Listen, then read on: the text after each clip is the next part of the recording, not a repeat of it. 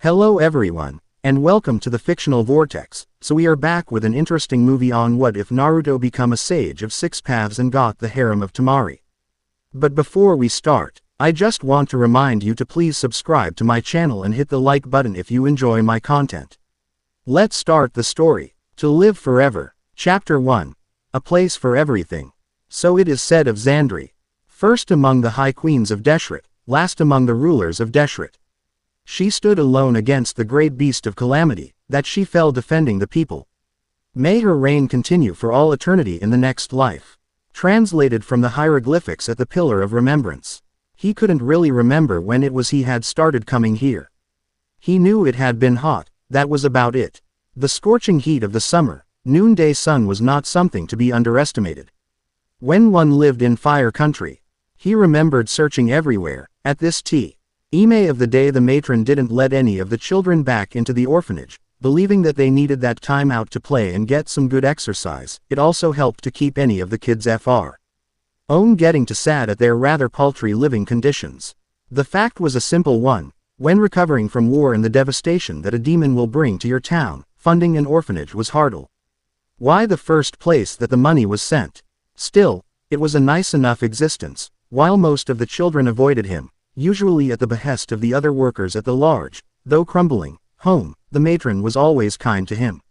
He had asked the old man that would visit him from time to time why it was that she was always so nice when the others would ignore him or push him away. He had remembered him smiling a little sadly before saying that the matron was once something called a wet nurse, that she had worked for the cages for years, helping to rear his own sons when they had been small, and now she ran the orphanage.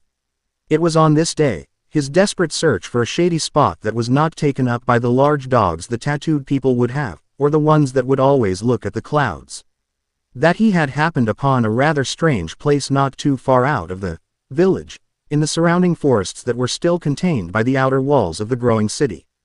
The odd little place was surrounded by a low, rotting fence that looked as though that, at one point, it had been pretty, more for look than effect. Pushing aside a rotting bit of bamboo, he stepped cautiously inside and was almost instantly swallowed up by overgrown grass and weeds. A boy of no more than 6, he couldn't hope to be taller than these things.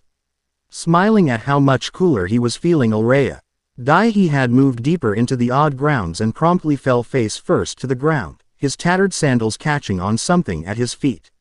Looking closer, and still needing to part the grasses so he could better see, he saw what looked like a large stone, the worn kanji on it unreadable for a number of reasons, first of which being that he couldn't read.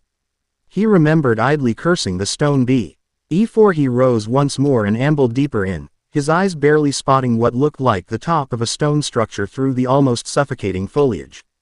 As he moved in, careful to dodge around the other stones that seemed laid out in something of a pattern, he came to the base of the structure, his eyes widening in shock at what lay before him.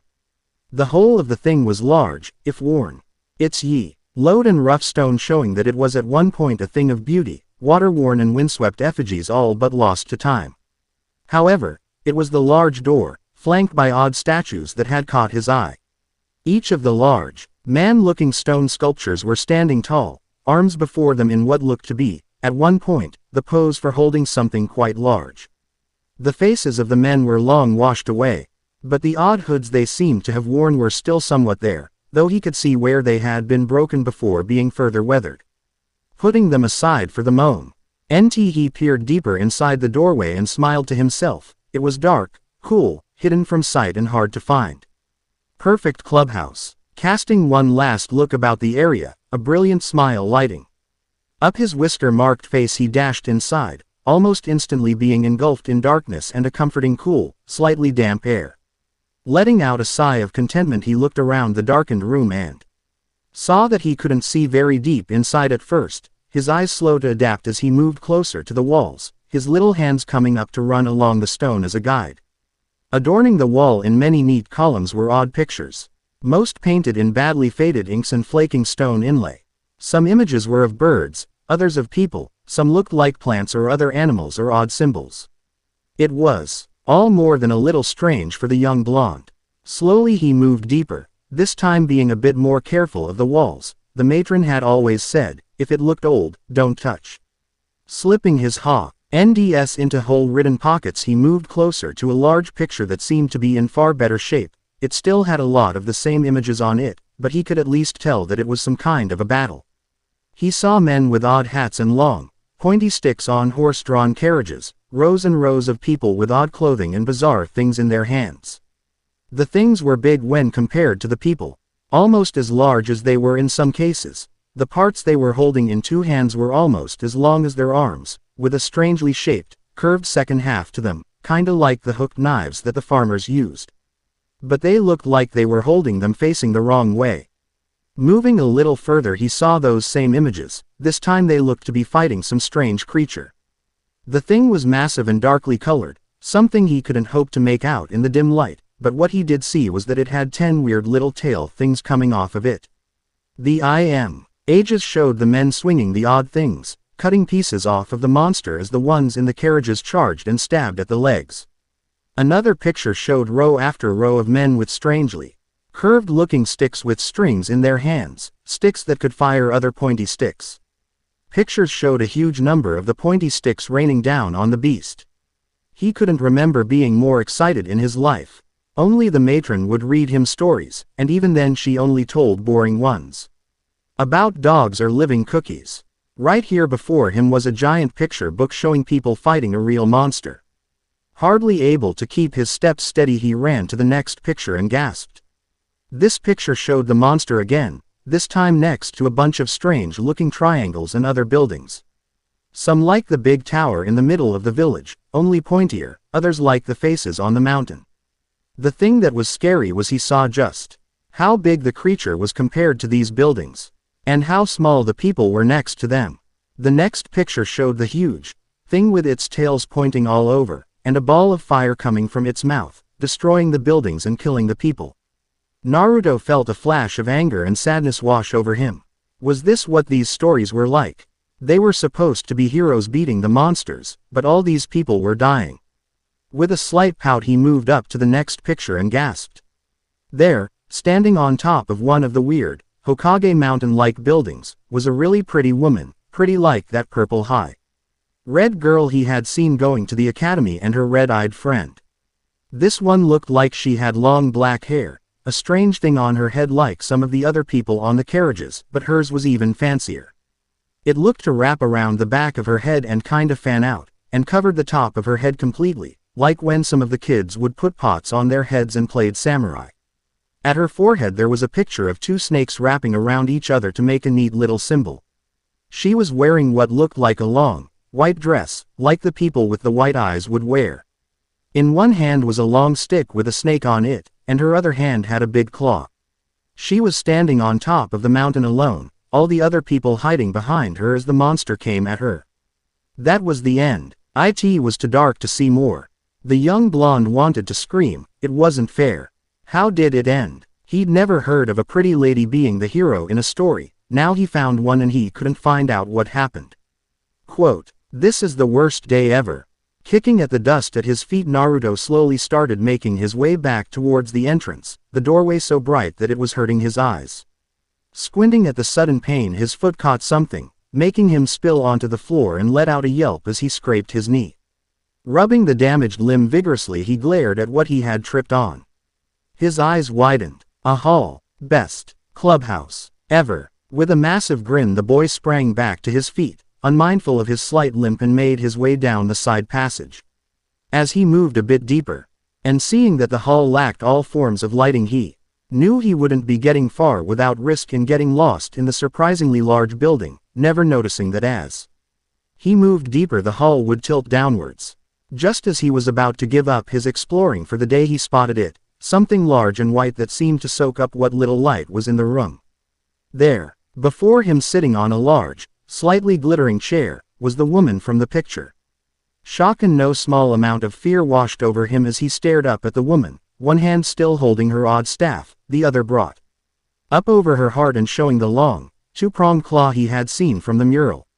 Wow. Are you real? As his words echoed through the room, he felt a slight chill sweep over him. Like someone had just rubbed ice over the back of his neck. Quickly casting a look around him, he crept closer to the throne. I saw your picture. You were fighting the monster, right? I couldn't see the rest. Could you tell me what happened? As he finally got close enough to really make her out, he saw that she wasn't really there. Well, she was, but she was just a statue. Oh, I guess you can't, can you? Throwing up his hands in frustration, he sat down at the foot of the marble statue and let out a sigh. I wish you were here. I really want to meet a hero, like you, or the fourth Hokage. He was the greatest. He beat a giant fox monster and, giving a slight chuckle at his own antics, he let a smile linger. That had been the first time he had talked to her about things in his life. And it had become quite the habit. When he had returned that evening to find the matron worried sick, he just smiled and said he had found a great spot to stay cool and lost track of time exploring. She had scolded him for a while, then put him right to bed after a bit of food. That was another thing he was always thankful for. She had always made sure he got enough to eat. The others would run the food line, or sometimes just the bullies would always take his good or give it to others. He used to complain about it, but after a while he had given up. Besides, when the matron would take him aside for his stories, she would have warm tea and some little cakes for him, and those were always better than the thin soup that they had to eat. Before he knew it, 4 years had passed. Almost daily he would make his way back to his little hiding place, squirreling away all his little trinkets he would find, make or be given as the years passed, all of them back by the statue of his goddess. Well, after he had seen all the murals, courtesy of a small lantern given to him by the Hokage, he couldn't call her anything else. The last of the pictures showed the woman using strange rays of light in her claws to fight the beast, but she ended up being stabbed, it seemed, by one of the tails. As she lay at the beast's feet, there was another man that showed up, somehow trapping the monster in a large ball that was torn from the ground before it was thrown into the sky. The last mural, which dominated the far back wall, was of a scene at night, showing the moon.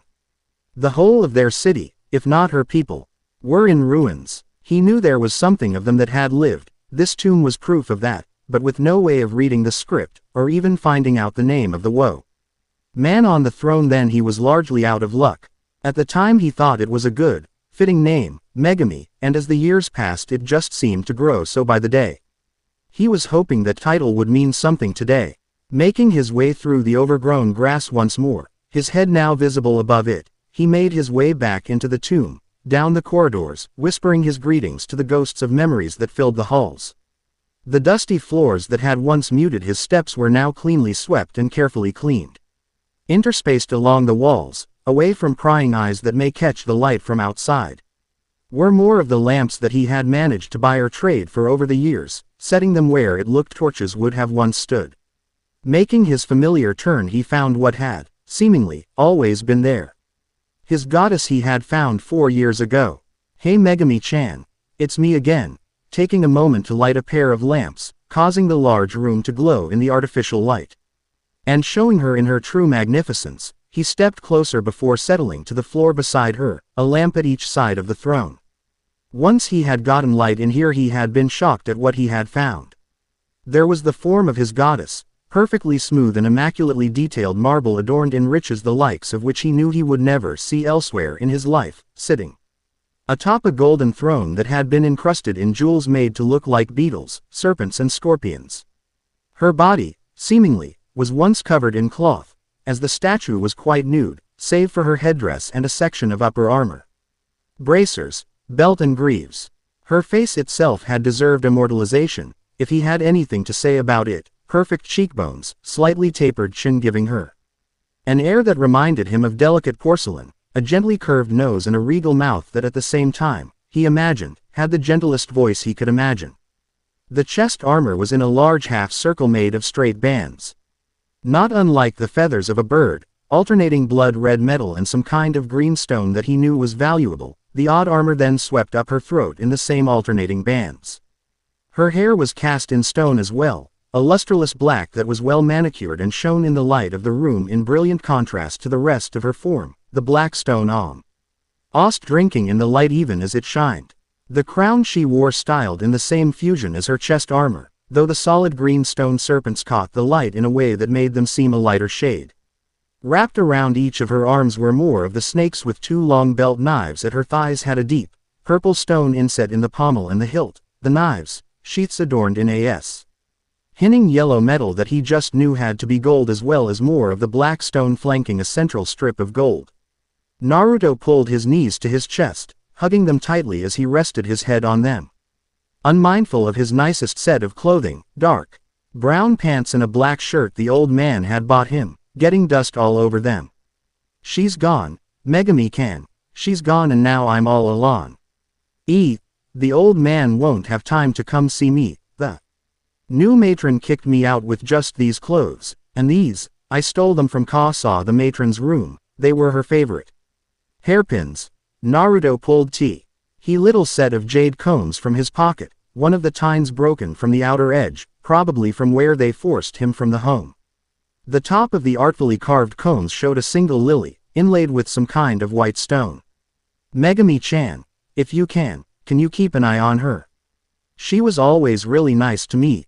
Taking a moment to turn the little cones over in his hands, he rose and ached up to slip the cones just below the crown by her hair, the ornaments staying and letting the lighter stone shine in the light reflected from her hair. I don't know if she'd want you to have tea.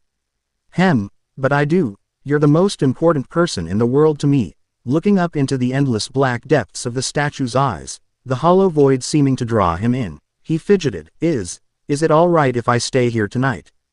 Till I can find somewhere else. Taking the silence as an affirmation, he settled into the statue's lap and curled in on himself. Life, it seems, was just too cruel. Time has an odd effect on people.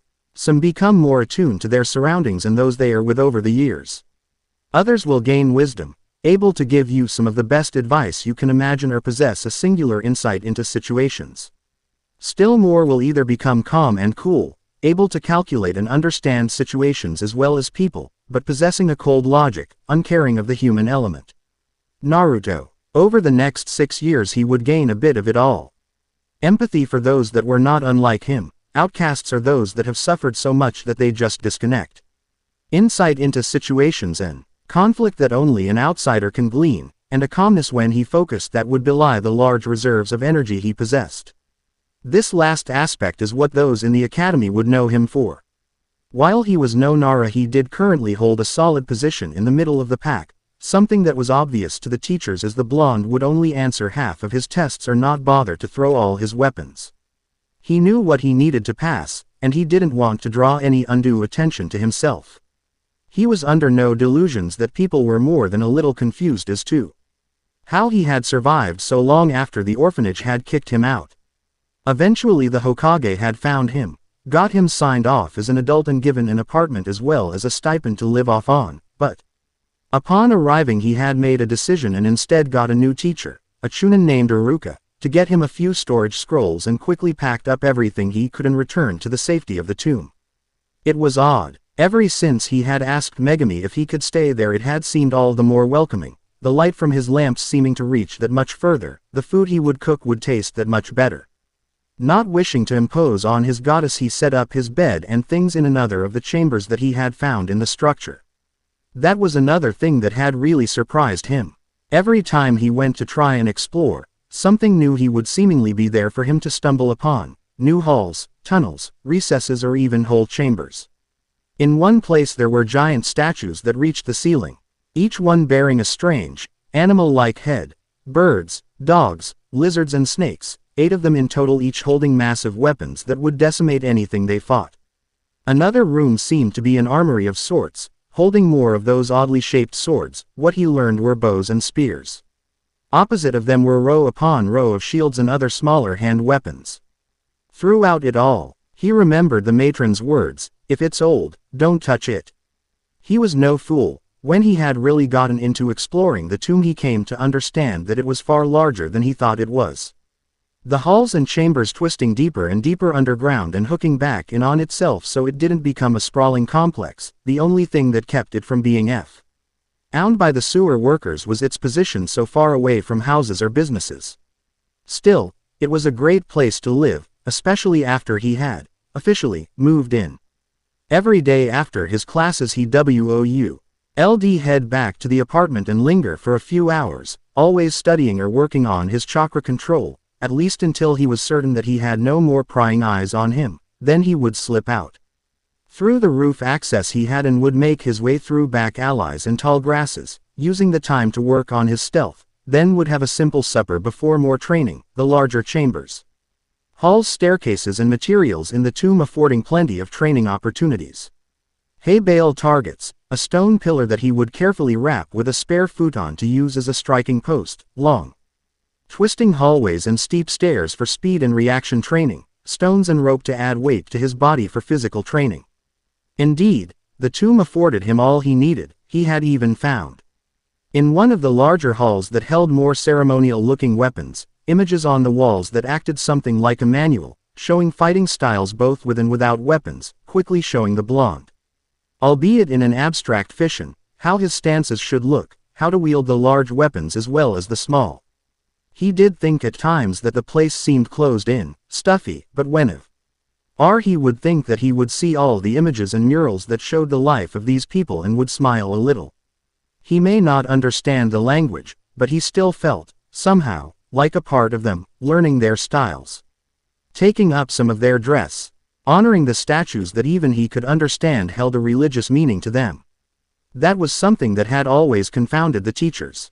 Every time he would rush home and seem to hit the books, never training physically, so how was it that he was getting so strong? Where did his fighting style come from?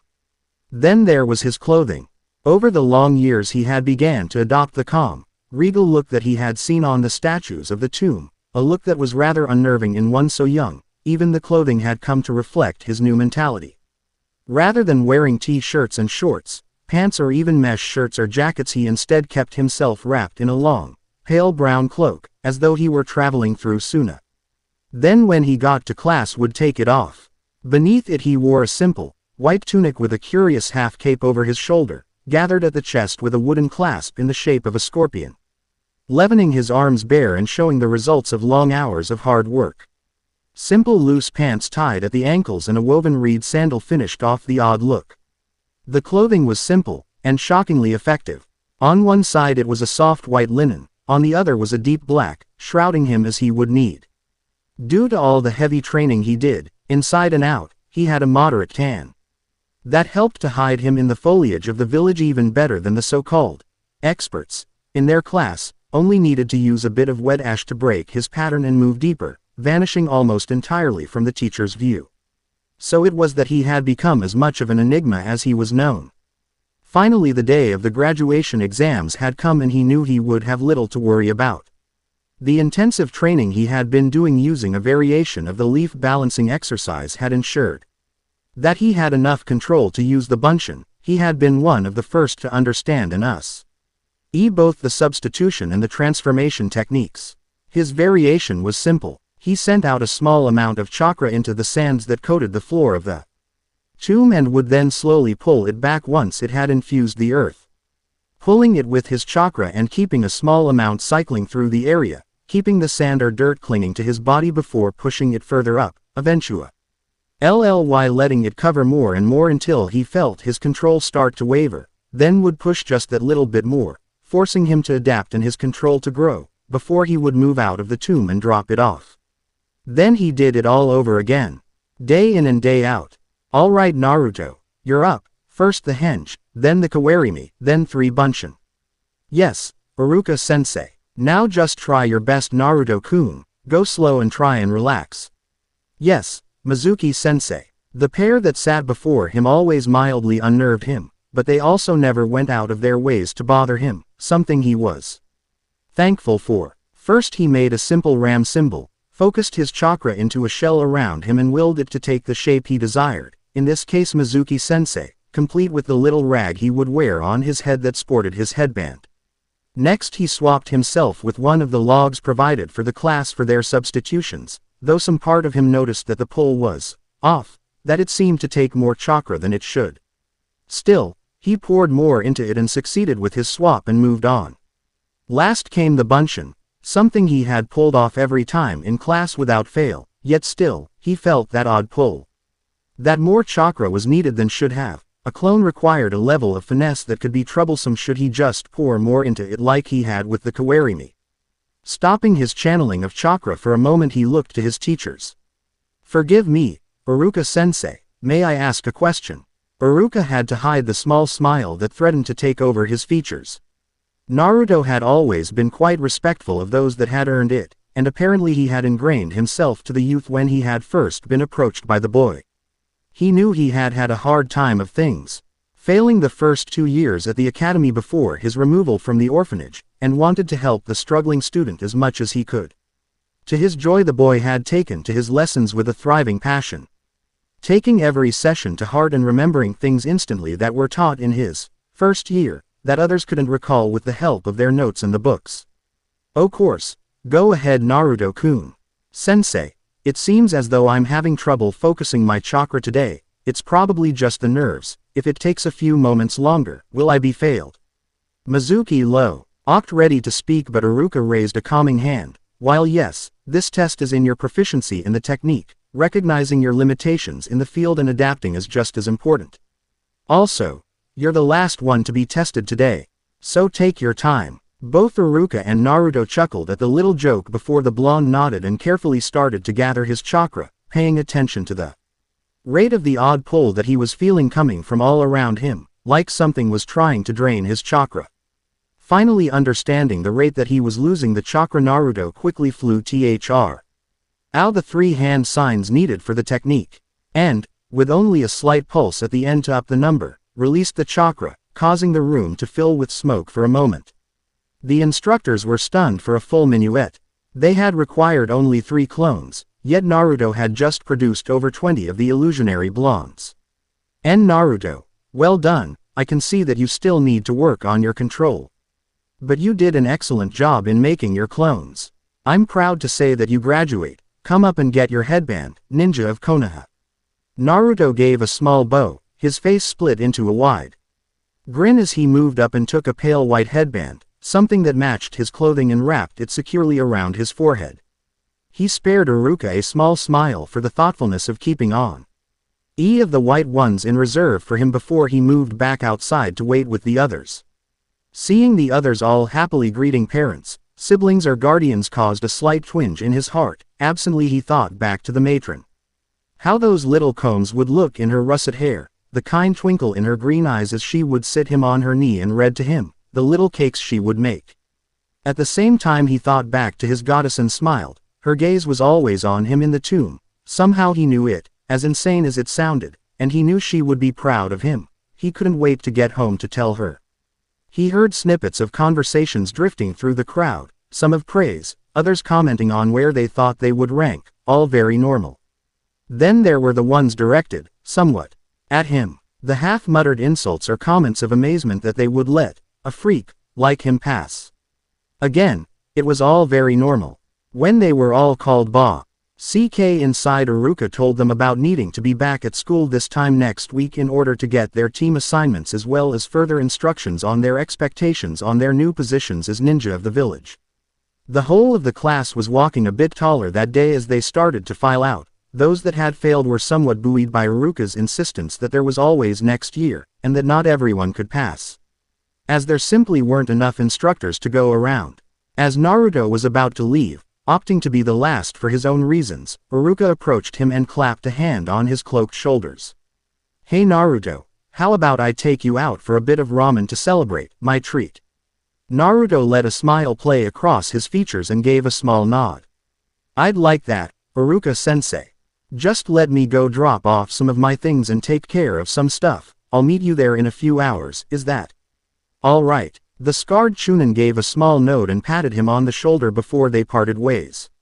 Naruto, feeling the twinge of excitement for the first time in many long months, rushing back to his home, he made a show of lingering before moving to one of his little escape hatches, and started making a meandering path back to his goddess, mindful of prying eyes that were quickly taking note of his new head ornament and made a few extra feints, should people try and follow him.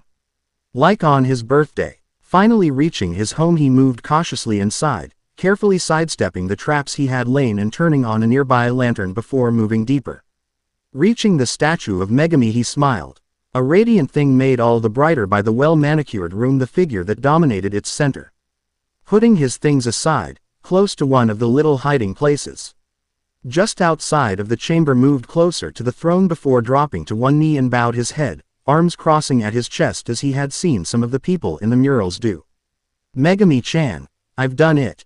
The first step to becoming recognized, and perhaps one day, the leader of this village. I've become a warrior after all these years, and it was thanks to you that I could come as far as I have. You were there when no one else was, when I was seeking comfort from the villagers or the weather, when people were cruel to me, denying me food or affection, when the matron died. I promise you, Megumi-chan, that I will eventually learn all I can about this place, and if I can, I want to bring our people back to the world. I swear it on my life, this one or the next, I'll find a way to make your sacrifice known. Rising from his kneeling position, he got a bit closer to the statue, a part of him thinking that it was smiling at him as his eyes were drawn to the small cones he had placed there so long ago. A flash of the original owner coming to his mind as he reached up and laid a gentle hand on the smooth stone cheek, his eyes going back to the statue's empty gaze before he let his thumb ghost over the marble. Letting out something of a heavy sigh, he stepped back and was about to turn and make his way towards Ichiraku's ramen bar when he heard it. A soft, almost unnoticeable click, then the sliding of stone. Looking back, Naruto was more than a little confused. In all his time here he had yet to hear anything like it before. Yes, he had found passages that had seemingly been closed before. But this was wholly different. Looking at the throne for a time, he then started making a slow circle around it, looking for the source of the sound, part of him terrified that he had damaged it in some way. After making a full circuit 3 times, he then started looking around the rest of the room when he spotted it. There, just beside the throne and close to the ground, was a small handle jutting up from the flood of the tomb. He had to have stepped over it twice without noticing it. Cursing himself slightly, he looked back into the marble face before glancing at the handhold again. He looked back to Megumi in confusion, questioning her about what he should do. Silence was his answer. With a trembling hand he took a hold of the stone handle, he set his feet firmly and pulled. Slowly the stone started to move. A great grinding sound filling the chamber before a stone pillar just larger than his fist reached the height of his hips. Again he looked to Megumi and released the handle, his eyes widening in shock as he saw the stone grip slowly recede into the pillar. As the handle vanished back into the stone, the seam so fine that it could hardly be noticed anymore despite his careful eyes. The whole of the chamber gave a slight shudder, sending a large cloud of dust into the air. Coughing and sputtering slightly, Naruto struggled to see what was happening through the now hazy room, and to his shock the large throne had shifted slightly. No longer did it dominate the center of the room, but now it stood slightly off, as though something else should be in the chamber with it. His curiosity was rewarded when he saw a section of the large stone panels that dominated the floor slowly move aside and a platform arose. Naruto's eyes grew wide, for a moment unmanned, full of the dust that now stung at his vision as he saw an elegant golden crown rise up until it was almost at chest height. The whole of the things was covered in a thick layer of dust and cobwebs, a husk of a single scorpion lying next to it. It was designed not unlike how Megumi's was, at least in coloration and basic structure, but that was where the similarity ended. This crown lacked the twin serpents at the forehead, instead having something that reminded him of a rising sun in a way. What looking like 2 wings swept up and outwards, and set between the two was a circular disc of thin, range stone that allowed the light to pass through it. The circlet portion and had the same red to green stone and metal that his goddess had, though the rising wings were styled in silvers, golds and the same dark stone that made up Megumi's hair. Naruto stood in awe of the crown for a time, admiring its beauty for an unknown amount of time. Slowly he stepped forward and reached out for it before staying his hand. Taking a moment to undo his headband, he dropped it, utterly forgotten, to the ground before he took up the crown in shaking hands and turned it over and around, looking it over from every angle. Is this, for me? Silence was his answer. With a surprisingly steady hand he placed the crown on his head and gasped as a sudden heat rushed through his body. With his eyes screwed shut and grit teeth, he endured what felt like liquid steel being poured into his veins before dropping to his knees panting, the heat that seemed to linger within him settling into his stomach and mind, churning slightly as he slowly rose to his feet and reached up to the crown. To find nothing. Frantic, Naruto looked around the chamber before his eyes locked back onto the platform that once held it. Then to the statue of his goddess and let a sad smile overcome him even as a single tear rolled down his cheek. I guess I wasn't supposed to have it. Forgive me for acting out of turn, my goddess.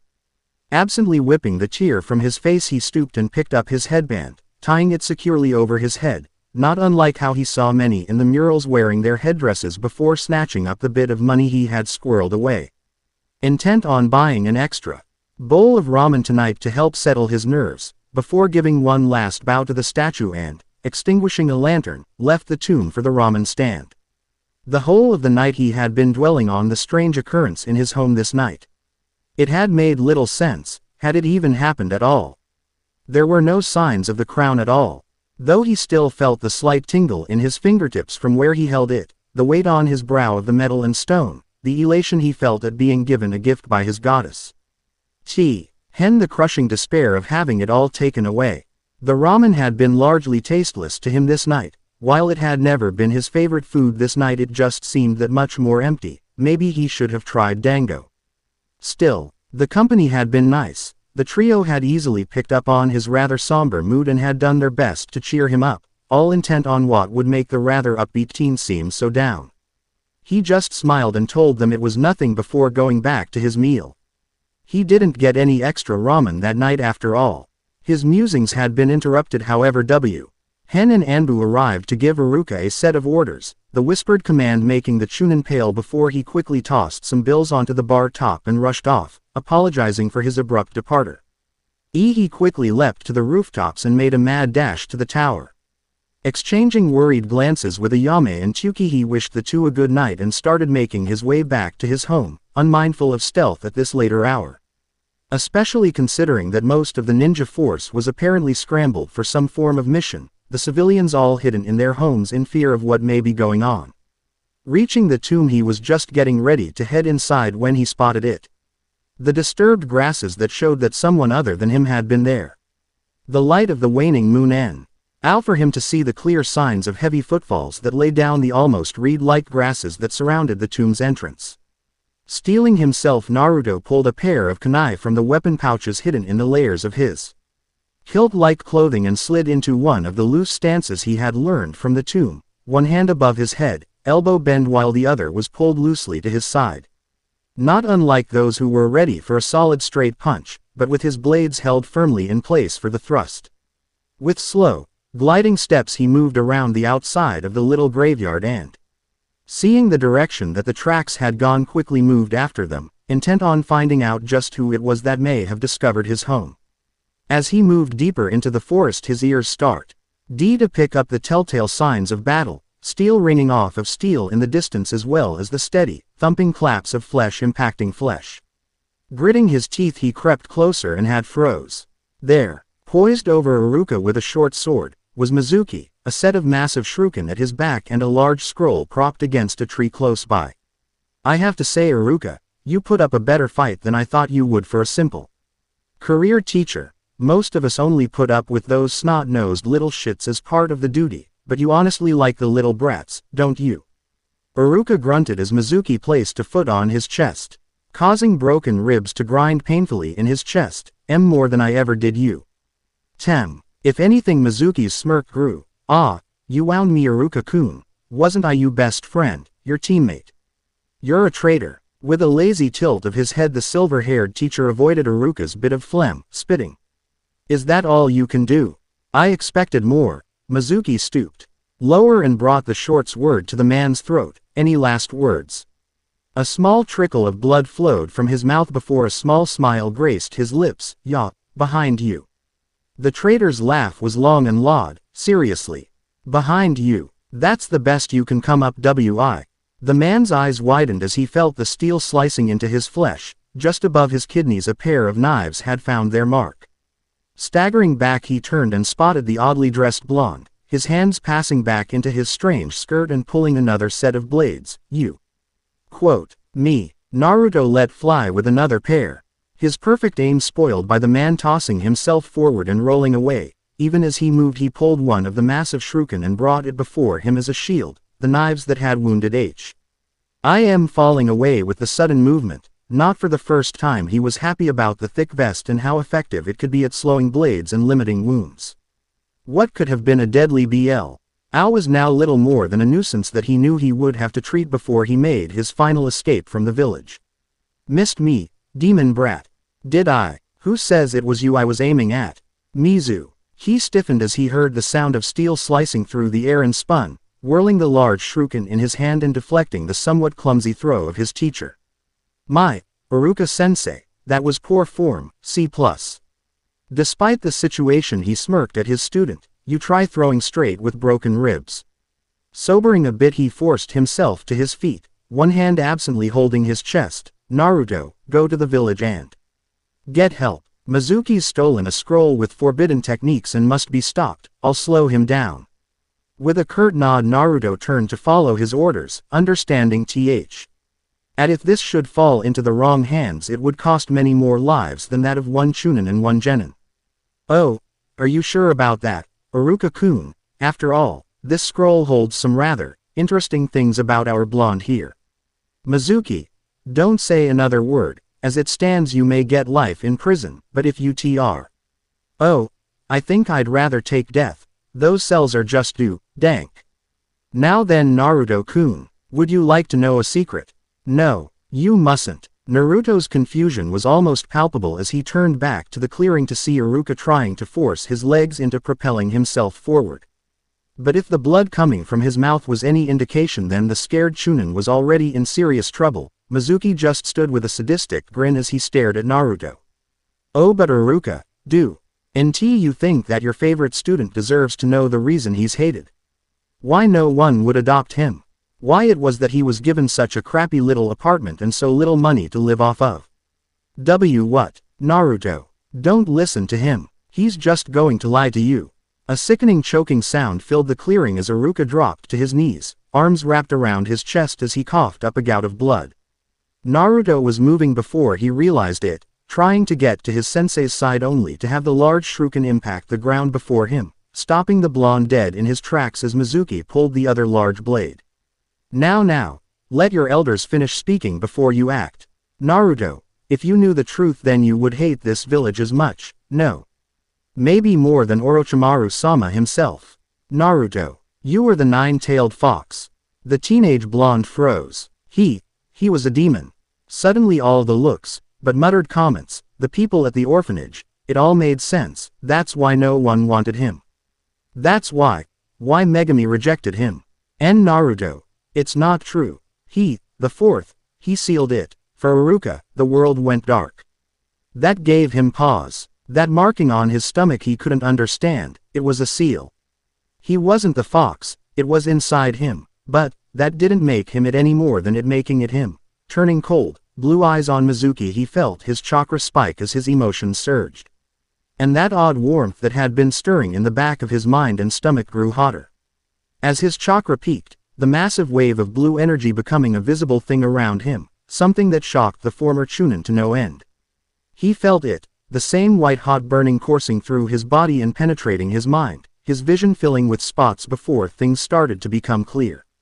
Visions of sandy plains and magnificent structures that stretched to the horizon. Images of artfully sculpted and carved statues and columns. He possessed the knowledge, he possessed the power, the strength to lead, the wisdom to rule. It was all his. Mizuki watched with sinister glee as Naruto's chakra went berserk. Unmindful of the fact that it could probably be felt miles away, he only cared about the boy's suffering right now.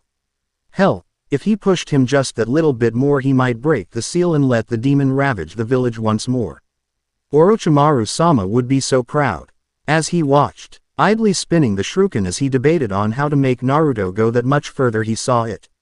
The chakra that was visible seemed to pull back, rather than spiking around him and kicking up earth and leaves around them it instead seemed to surround him like a cold fire. Slowly Naruto rose from his slightly hunched posture, icy blue eyes locking on him before he rose to his full height. You who would dare to use the sacrifices of another to fuel your own deeds, you who would injure friends in the name of power, you who would spit on your home for personal gain, you are an insult to all that you may have stood for, and those who would wear the mantle of traitor, are forfeit. He quirked an eyebrow at that, a smirk playing across his lips. Oh, well spoken, but tell me Genin, what will you do to stop me? There was no smile, no hard words, only a sense of pity around the blonde as he looked at Mizuki. I am no mere Genin, where we are, I rule. Quote. With that Naruto extended his hand. And all Mizuki knew about the world changed. The Chunin could only watch in mild confusion as Naruto extended one hand, the chakra coalescing and seeming to pool, making a brilliant blue sphere. It reminded him of the legends of the Yondaime. Naruto then simply turned over his hand, and let the ball fall. As the orb impacted the ground he was startled to feel the earth shake slightly, a pulse of blue chakra racing through the landscape faster than he could even begin to react to. Looking around him for a moment he grinned, nothing had happened. Leave it to the mediocre boy to waste Kra. Looking back up at Naruto he was stunned. There, where the boy's headband had once been, was a very strange hat of some kind, a muted red and green thing that seemed to shimmer and waver as he turned his head. As though it wasn't quite there.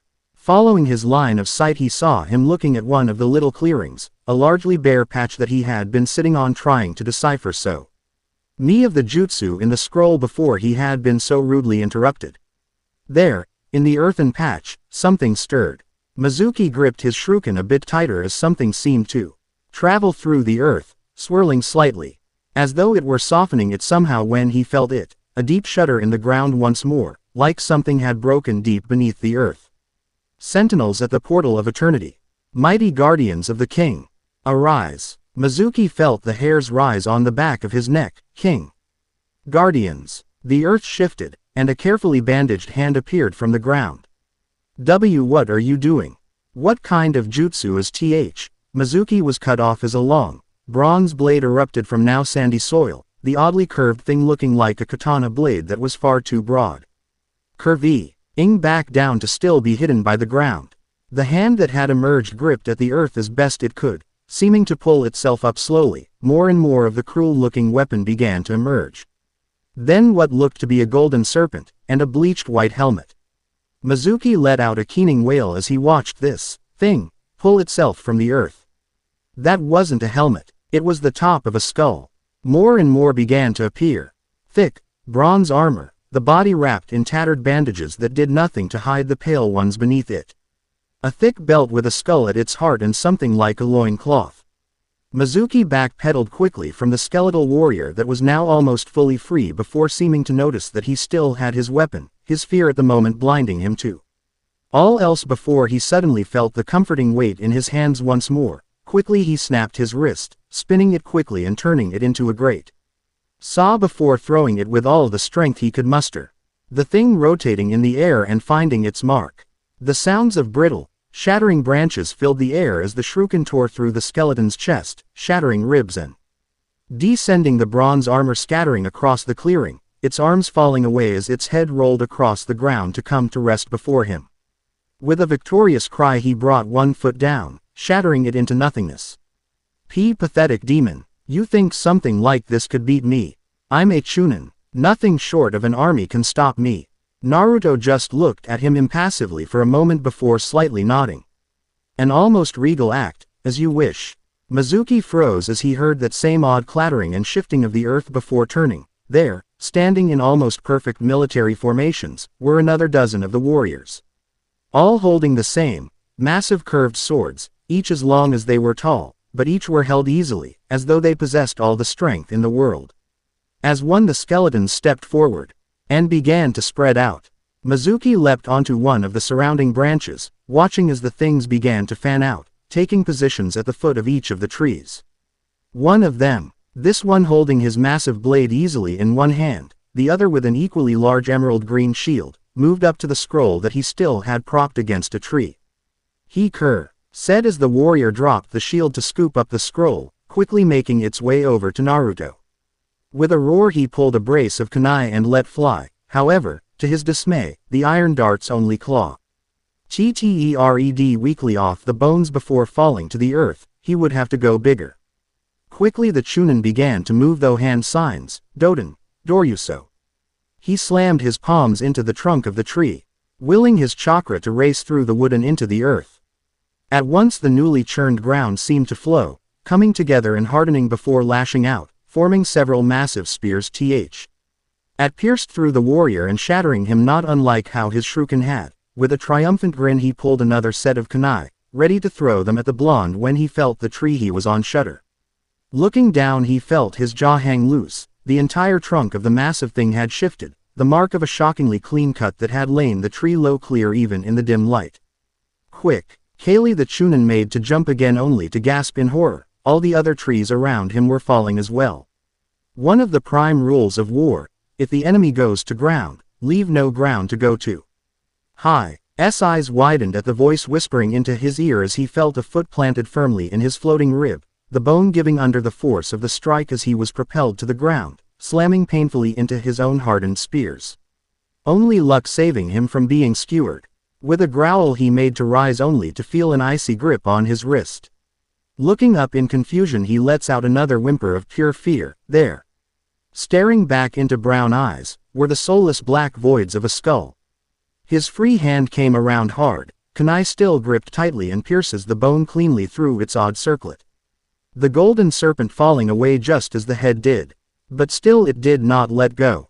Stabbing again and again at the hand, he was only managing glancing blows when he heard it, the shifting of earth under feet.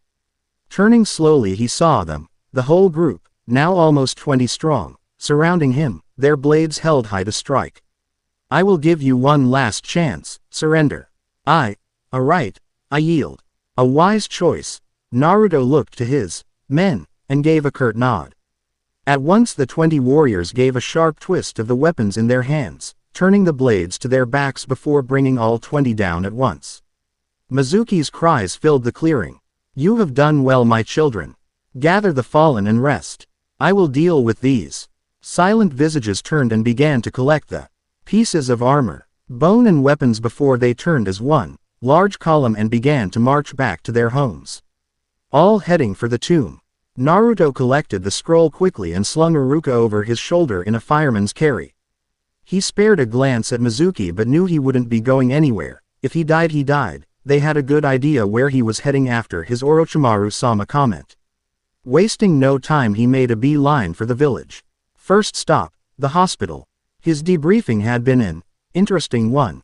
Again and again the Hokage had asked how he had managed to subdue Mizuki. Again and again He had told him that he had simply caught the man unaware while Iruka had kept him busy, that when he had seen the man trying to kill his sensei he had snapped and beat him mercilessly with a found branch. He never wavered from his story, so it had to be accepted. Though he did tell the old man had disappointed he was in him for never telling him about the Kyuubi. Something that the elderly leader was shocked that he had known, and silently vowed that Mizuki would die for revealing. He had asked, more out the desire to change the subject than anything, about what team he would be on. He had been told that after his impressive display with clones during the graduation that he had been specially requested to be under Kurenai Yuhi, the village's genjutsu mistress. Naruto had to fight the urge to smile at that. She was one of the pretty girls he had seen growing up. With a small smile and a nod Naruto had turned to leave, only to be stopped by the third and told that he would be there, if he was wanting to talk about his problems. Naruto gave a slight nod, but inside was annoyed that he would only now, after all these years, be willing to listen. He didn't need that. He already had someone that would listen, and better, would never judge him. Arriving back at his home he walked directly back inside the crypt and froze. His trap had been tripped. The bladed snare he had fashioned lay broken on the ground. The trap having apparently missed its mark to shatter on the stone, the scythe-like blade in several pieces scattered across the floor. His heart froze. Rushing inside he headed straight for the Megumi's chamber, and instantly fell to his knees, tears rushing down his cheeks as he started into the room. The throne sat empty, the floor around it scattered with bits of broken marble. The elaborate riches gone and his lamps overturned, all save one that offered a guttural, flickering light as the little bulb tried desperately to hold on. He felt his heart clench tightly. The doors of his emotions steadily clenching closed. She was his world, yet someone crawling forward through the stone shards, unmindful of the cuts appearing across his form as the stone bit deep, as if to accuse him of his failings. He reached his target, the strangely intact face of his goddess. With trembling hands he picked up the marble as gently as he could, running a thumb across its Ek once more as its pristine surface began to be covered with tears he wasn't aware he was shedding. His teeth clenched with shattering force. They will pay. His chakra flared. Another of the odd, blue pulses raced through the floors of the tomb, blasting away the dust and grime. Long dead oil torches he had never been able to reach bursting to life and filling the tomb with gentle light even. As things long still began to stir once more.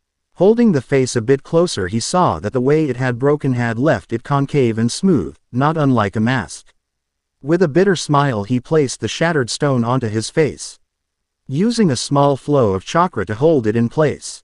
Almost at once his tears began to flow through the once vacant eye holes down marble cheeks as he made a tight fist, part of him noticing the long dead husk of the scorpion skittering closer to him before it moved up his arm and over his body. I made you a promise. Me, he looked closer at the throne, the odd script now as legible as his textbooks and smiled. Xandri, I promised I would bring back our people, and I will, my queen. The Deshret shall rise once more. Translations. Megumi, goddess, hey, he was 6 _. D. Aten. Doryuso earth release, rising stone spears. Deshret, if the site I found is to be believed, the red land also means desert. To live forever. Chapter 2. Those who serve. So it is said of Fitep. First among the high priests of the Deshret, last among the priesthood. He and his disciples ensured the survival of the 8,000, that he gave his life to ensure the future. May he continue to protect the people in the next life. Translated from the hieroglyphics at the Pillar of Remembrance. The Dark Beauty, the Seductress, the Blood-Red Rose, the Ice Queen, the Red Sunset. She had as many names as she did faces. It was a simple fact that all who dealt with women would learn, in time. Women had many faces: joy, anger, sorrow. These were only 3, yet in the world of ninja the were none that knew all the faces a kunoichi would possess. That reason was a simple one. Should they see them all, then they were destined to die. It was an immutable fact of the ninja world. She was called an uncommon beauty. And while she didn't ignore her looks, she also didn't try and flaunt them.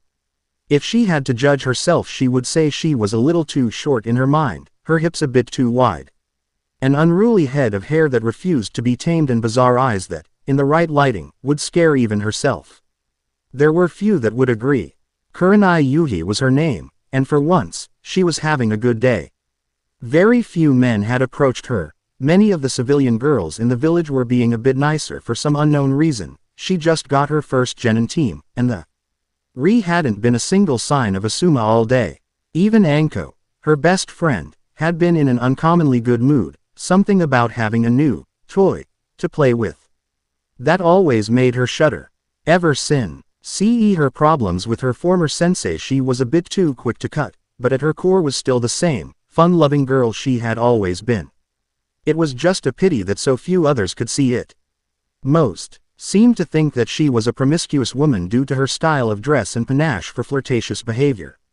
Ludicrous. With that look she ensured that only a certain kind of man would approach her. A kind that she could easily turn away, or if they persisted, she wouldn't feel bad about hurting. As much as the fun-loving girl still lived within her, she knew that her pain ran deeper than most could understand. The only one, she imagined, that may be able to understand her was oddly enough her new student. One Naruto Uzumaki. One more reason she was glad that she had gotten him on her team. With the joint training she had in mind for her little minions, she was hoping that they, or at least he, may forge a bond not unlike what she held with the woman. Anything to get her to take someone else to that blasted dango stand. Anyone that really knew her knew that she preferred fish, spicy fish at that. So why would the woman always take her to get those blasted little dumplings? Shaking herself from her mild rant, she pressed on. While she knew she would be on time for the meeting, a part of her always preferred to be a little early, a tick picked up from her own Jonin sensei long ago. Sparing a nod to the 2 Anbu at the gate, she made her way up the spiraling tower into the Hokage's office, pausing at the door for a moment as her nose wrinkled. Asuma, making a quick hand sign S. He shunted chakra to anywhere but her nose, briefly feeling lightheaded as her ears started picking up the mumbling through the door. her eyes stinging slightly and fighting the urge to readjust her clothing. The slight pinch of her bra standing out all the more with that extra bit of energy running through her. Knocking twice, she waited a moment before hearing the rather comforting voice of her Hokage before entering and giving the older of the Sarutobis a smile. She didn't hate Asuma by any means, but the man needed to learn how to take a hint. If he was smoking, she wasn't going to give him the time of day. It wasn't like his father's tobacco, that she could honestly say she rather liked. The sweet, often cherry-flavored, off-blue smoke was something that was almost pleasant for her.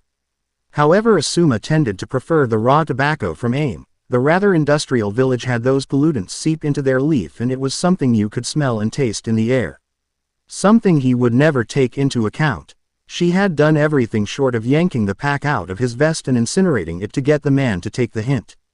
Men. Kurni-san, punctual as always, I hope the day finds you well.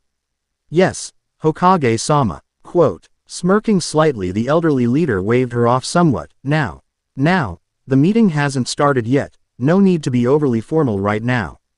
You could take a lesson from your friend. I am a grandfather, and hope to get back to doing that properly here in a few years. That made a small smile form across perfectly painted lips. As you wish. If I may, why were we all called here today? He absently pulled his pipe from his desk, beginning to fill it as he considered his answer. Officially, I'm just handing out the files on your genin for tomorrow's selection. Unofficially, I need to speak to you, Anko-chan, Ibiki-kun and Aruka-kun about what happened 3 nights ago. She gave a silent nod as she watched Asuma with her peripheral, refusing to let the man think she was eyeing him. Kurenai-san. Oh please no. Not in front of the Hokage. What do you think of your team? She had to bite her tongue to keep from sighing in relief. I believe they possess remarkable potential. What about yours? Idly he pulled a cigarette from his vest, the pronounced ting of his lighter echoing through the office before flicking the striker a few times as he considered his response. I'm currently going to be heading up the next generation of one of our more famous ninja trios. Honestly, I can't complain.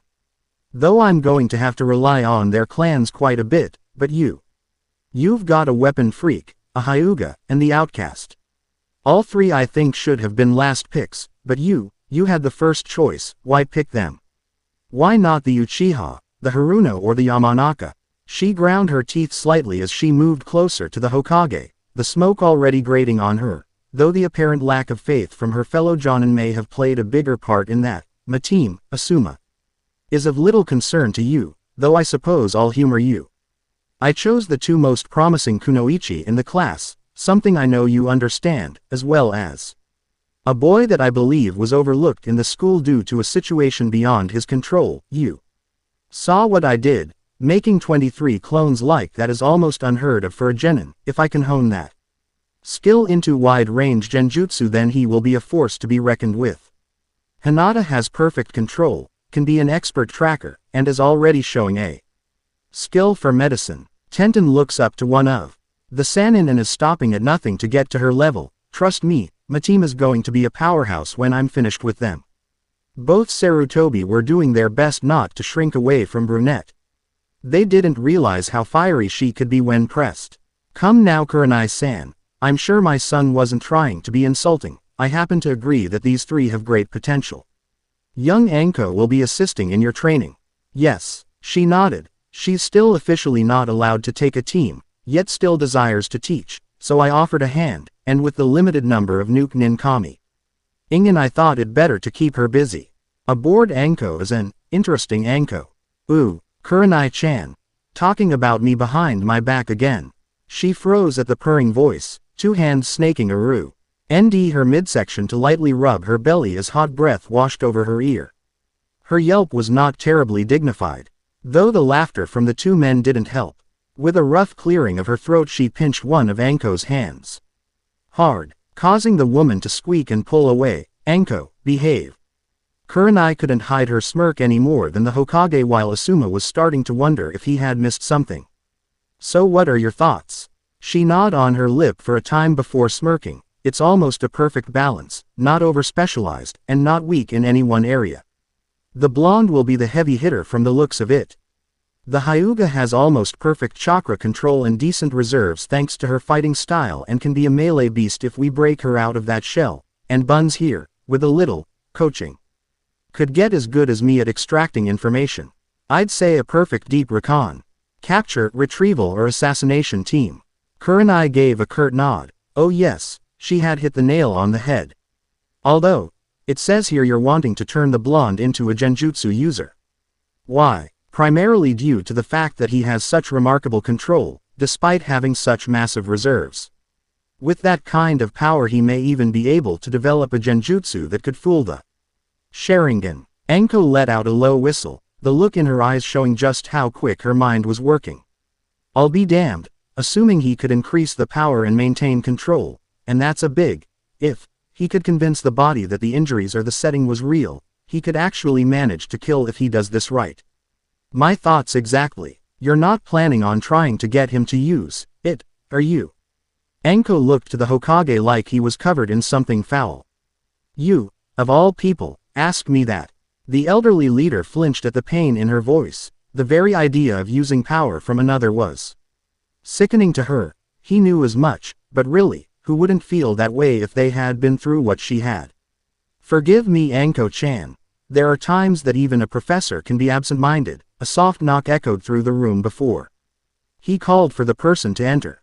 Quickly 2 men entered the room. One a towering man seemingly made of a scowl, the head of the interrogation unit. Behind him, wheeling himself into the room, was Iruka, the man moving more than a little gingerly to NKS to the apparent wrappings on his chest. Lord Hokage. Hokage-sama. Ah, now that the main players are here, we can begin. Iruka-kun, first I would like to say I'm sorry to call you here from your rest. You must in a great deal of pain. He gave a weak smile, looking far too pale for a man of his age, and nonsense, Hokage-sama, I live to serve. He gave him a small smile. Very well. Now then, the main reason I've called you all here to discuss the events that had transpired that night. As some in this room are aware, Naruto has become aware of his burden. That caused a few eyes to widen. My lord, what will become of him? What was his reaction? Will we still be allowed to train him? Did he flee the village? The elderly leader once more raised his hands, attempting to calm his son, and the boy's sensei to be easy. Apparently after the revelation something had happened. You all felt the chakra spike from the forest, I presume. They nodded. Good. It would seem that when Naruto found out he, through rather selective means from Mizuki, was in severe emotional distress. After a last reassurance from Iruka before he succumbs to his injuries, Naruto apparently was able to subdue Mizuki with, thus far, unknown means. Ibiki-san, the scared special Jonin drew up to his full height before nodding. Yes, Lord Hokage. Naruto, upon delivering Iruka to the hospital for damage to his ribs that had resulted in a punctured lung, came before the Hokage and reported that he had engaged Mizuki with the help of the aforementioned Chunin and, upon seeing Iruka seemingly die, in the boy's words, coupled with the revelation of the fox, had snapped and beat Mizuki into submission with a found branch. However, the evidence does not support this statement. Explain. Nodding once more to his leader, he produced a few files and began to pass it around the group, the Hokage having a personal copy. As it can be seen from his injuries, he has indeed been bludgeoned. However, you can see from the bruising that it seems to have been an object with clearly defined edges. Riffling through a few pictures, Anko had to fight back her grin. Someone had seriously worked the man over. And it was clear that something a lot heavier than a branch had done this. What did Mizuki say? Her boss just shook his head. That's the problem. From what we can tell, he's gone completely insane. He insists that Naruto somehow had summoned the dead to fight for him, before they beat him into submission. Even said the kid had a crown. That caused a few to chuckle. It's possible he found an iron rod, or a dull sword out there. And in his anger just doesn't remember. Again he shook his head. No, we have scoured that area. Take a note of the scene photos. Whatever happened there, it was big. Even if the kid had somehow tapped into his power, it would have been different. The fox's chakra, naturally, is destructive, but it doesn't cut, it rends. No, whatever happened there, it was done with an edged weapon or weapons. I have requested some of the local Swordsmen and blacksmiths investigate the area and report back the nature of the weapon. I will say this, I've never seen a cut that clean before on a tree. And if it was a weapon, why not just kill Mizuki? The Hokage just sat there for a time, his eyes closed, before letting out a sigh. It's clear that there is something new in the village. Be it an unknown ninja, a new technique, or a weapon that has yet to be revealed. There is also a matter of some of the civilian and retired ninja in the village disappearing since that night. Thus far we have lost 4 such people. Now normally, with the graduation having just occurred, this would not be too much of a problem, as many that did not pass would be relocating to one of the surrounding civilian villages. However, it's the condition they were found in that's alarming. Ibiki. Yes, it seems that those that were found dead had every scrap of chakra drained from their system. There is one such ninja in the village that could accomplish such a deed, a genin named Akadu Yoroi. However, his location is accounted for at the apparent time of the deaths. Either try Ning with his teammates at the time or at his part-time job at Aquifers. Kurenai arched an eyebrow at that. Such a technique would be powerful indeed for anyone, but a genin able to do such a thing. This boy and his teammates. I don't recall them graduating. Who's their sensei? The group's sensei, one Aoi Rokushu, became a missing nin after the theft of the Raijin no Ken 6 years ago. Since Hen they have been passed to what jonin have been available. The team's leader, Kabuto Yakushi, is the adoptive son of the head of the hospital and is an accomplished medic in his own right, helping O train many of our up-and-coming nurses. They've been genin for 6 years, yet have such accomplished skills, and their sensei is a missing nin. And the council calls me a security risk. While T just ignored the violet-haired woman's rant, Hiruzen's mind was busy working. Anko had a point. With a gesture unseen by the gathered ninja he made a sign to the room's hidden black ops, and sent a few ninja to keep an eye on the group. Regardless, as Ibiki-san has said, he has an alibi. Therefore, in addition to the Mizuki incident we must keep watch for those that may be new in town or possess exotic items. Kurenai, your team possesses a young woman that is known to have great interest in weapons. Try and ask her, as subtly as you can, about what could do such a thing. My lord, if I may make a suggestion. Of this generation of genin only Naruto has knowledge of what happened that night, and more specifically, where. I suggest that perhaps we set up this new clearing as a training ground. My team can meet there and as an impromptu quiz I can ask Tenten what weapon could make such a mark. After a long moment he gave a slow nod. Agreed, however, make sure that when you do Naruto is not nearby. If he does know something he may try and influence her answer. My lord, he paused to start refilling his pipe. As much as I want to trust Naruto in this, all my attempts over the last few years to get close to him have come up short. I fear that his loyalty to the village may be lax. That caused several wide eyes. Iruka the only one that dared break the silence. Lord Hokage. Surely you're not suggesting that Naruto, the one whose dream it is to be Hokage, could be a traitor. Quote, his features hardened, sharply reminding them all exactly who he was, not the kindly grandfather, but the fire shadow.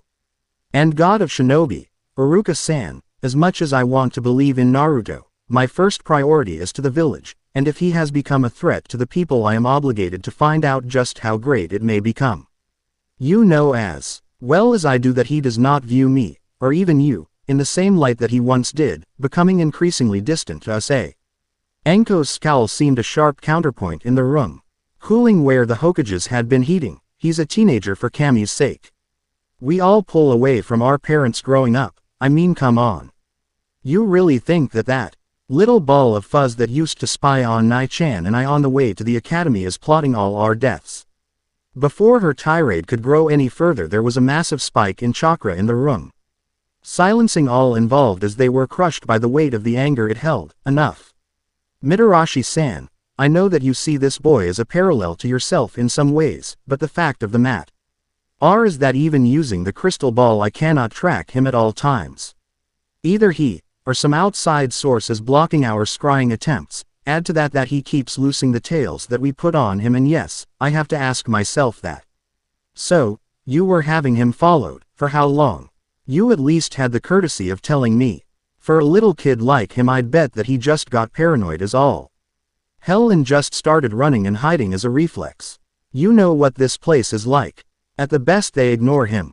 Mitarashi, you're dismissed. Bu. Dismissed. Quote. She snapped a hasty salute before turning on her heel and leaving a group of stunned watchers. Some couldn't believe how she had reacted, but for two, they were shocked that the Hokage had thought so little of the boy, them wondering what his father may say if he was still there. Unknown to them all, one old man was wondering just how true her words had been. The last 3 days had been unique for Naruto. Why, you may ask, was it just these 3 days that would stand out? That was simple. He himself hadn't so much as seen the sun once in all that time, something of a rarity of the blonde. For you see, when Naruto had finally chanced looking up from his rage-fueled moment, he had been shocked to see he was surrounded by withered husks of what looked to be the very people who had once lived in his people's past, those He looked to have stepped out of the walls themselves, though they had aged horribly. His gaze had drifted to each face in turn, the cracked features, the crumbling bandages, all surrounded by the faded splendor of what they once were. Each were knelt around the vacant throne, seeming to wait for him to finally acknowledge them. With a hollow voice, one that seemed almost as old as they were, he spoke. You, who are you? The first. This one seemingly once dressed more magnificently, a tarnished, yet still quite impressive headdress of turquoise and gold, his robes tattered and falling from his bow. Even as he tried to maintain his regal form. A rasping hiss, a small cone of dust married with flakes falling from lips long devoid of warmth. My liege. What? Sire. What is your will? My will. We have awoken by your will. What are your orders? Naruto stared at the withered man for a long moment, after a time the figure shifting slightly. Even now Naruto could feel the faint weight of his crown. Tendrils of knowledge snaking their way into his mind. Are you and the guards the extent of what lies here? Naruto now learned that the dead could indeed laugh. My liege, if we may, we can show you. For the next 3 days. Though he was ignorant of the passage of that time, he was led ever deeper into the twisting tomb, rooms long sealed or hidden now open. The massive figures in the hall that he had once thought were mere depictions of gods were now alive, each saluting him as they passed. Massive blades and stone arms making a dull crash as they slammed into their chests in a great X. The training halls that he had sweated in so much were now filled with rank upon rank of warriors. Each were not as well equipped as the guards that had come to his aid, some part of knowing that these had served as his true soldiers, those that made the backbone of his armies. That gave him pause. When had he ever had an army? Such thoughts were banished as he watched them pick up the aged weapons and armors. And almost lovingly they began to polish, sharpen and mend all they put their stripped hands on. Deeper still they moved, passing massive doors that, when asked, he was told contained the charnel pits where his legions had been buried, others were the royal treasure rooms, still more were the armories meant for the kings, queens, and of course, the priests. One of these treasuries had been something Naruto couldn't help but stop at, something telling him, demanding him, to enter. Despite the protests of those around him, he cast the doors wide and strode in, his posture befitting a king. There, on an altar before him, was a great golden staff. The thing was thick, looking almost like a quarterstaff in some ways. Thought at the head of the staff was a massive carrion bird. Its wings held aloft and showing that the feathers' tips were brought to a razor edge. The bird's eyes made of rubies, his beak forged of tapering crimson gold, giving the appearance of it having recently fed. The length of the shaft textured with feather upon feather. Priest, what is your name? Fitep, my liege, the 48th High Priest of the Deshret, and the teacher of High Priestess Xandri. Naruto paled. Xandri, where is she? Is she here? No, sire. Her place is elsewhere. He deflated a bit. I see. What of this staff then? I feel drawn to it. That, my king, is the staff of the Sky Lord. Alcazar the First. He was the first to begin to revere the great carrion of the eastern oasis of Ainai. Since then we have made it a point to entomb several with each king, queen and priest. These birds are holy, as they would cleanse the battlefields of the dead, preventing sickness and the fouling of the water. I've been meaning to ask you, you don't seem alarmed that you are, well, alive again. Again. The priests gave dark chorus chuckles, causing another blast of dust and dried flesh. You would naturally be curious, my young king, but it has long been known to the people that when we were needed once more that a king would call on our aid. Though we all prayed for such things to be unnecessary, we knew the day might come that we would be called away from paradise. Our allegiance is timeless, and we know that when the need passes that we will return to our sleep. Naruto's head bowed low as he gave small acknowledgments to each priest in turn. He was a bit comical to see a dead man surprised. For my part in this, I am sorry to have brought you back. To be honest, it was unintentional. I was just so mad. I guess I lashed out without realizing. Please, understand. Though I may be king in your mind, in mine, I am lower than you. I raised myself according to the reliefs, nothing more than a common soldier. Now I, sire, please, whether it be by prophecy, choice or victory. You are our king, and we will serve loyally. You bear the crown. You would be unable to if you were anything but our lord. Without missing a beat, the gathered priests, 13 in all, dropped smoothly to a knee. Something that didn't seem possible with their aged bodies, before crossing their arms before their chests, a sign of bondage and servitude to the king. What is your command? Giving a small smile, Naruto nodded and made a small gesture for them to stand. Tell me more of this staff. Sire, this staff is a symbol of leadership of Alcazar but also served as a powerful weapon. Its blade was said to be able to cleave a sea of sand in but a single sweep, and the gaze of the great carrion would smite his foes with the raw, untamed heat of the desert. It is a formidable weapon. I see. Most impressive. And what of the drawbacks? As you can see, my lord, it is quite large, and shines brightly in the sun, a fine thing for troops to rally behind, but for a single warrior, without shield, chariot or steed, it can be a glaring beacon to draw foes to you. Alcazar's son used such a thing to lure his enemies into traps, though that lead to his demise. Naruto gave a small smile as his eyes danced over the simple, yet elegant weapon, his hand already moving to grasp it, when suddenly, gnarled, dried fingers locked around his wrist. My liege, forgive me for overstepping my bounds and daring to lay a hand on you, but this staff is one that you must not treat lightly. It has killed any outside of Alcazar's line that has dared to touch it. Naruto gave the priest a reassuring smile. Then I shall be the first. As I said, Fitep, I was drawn here. I do not think the staff will harm me.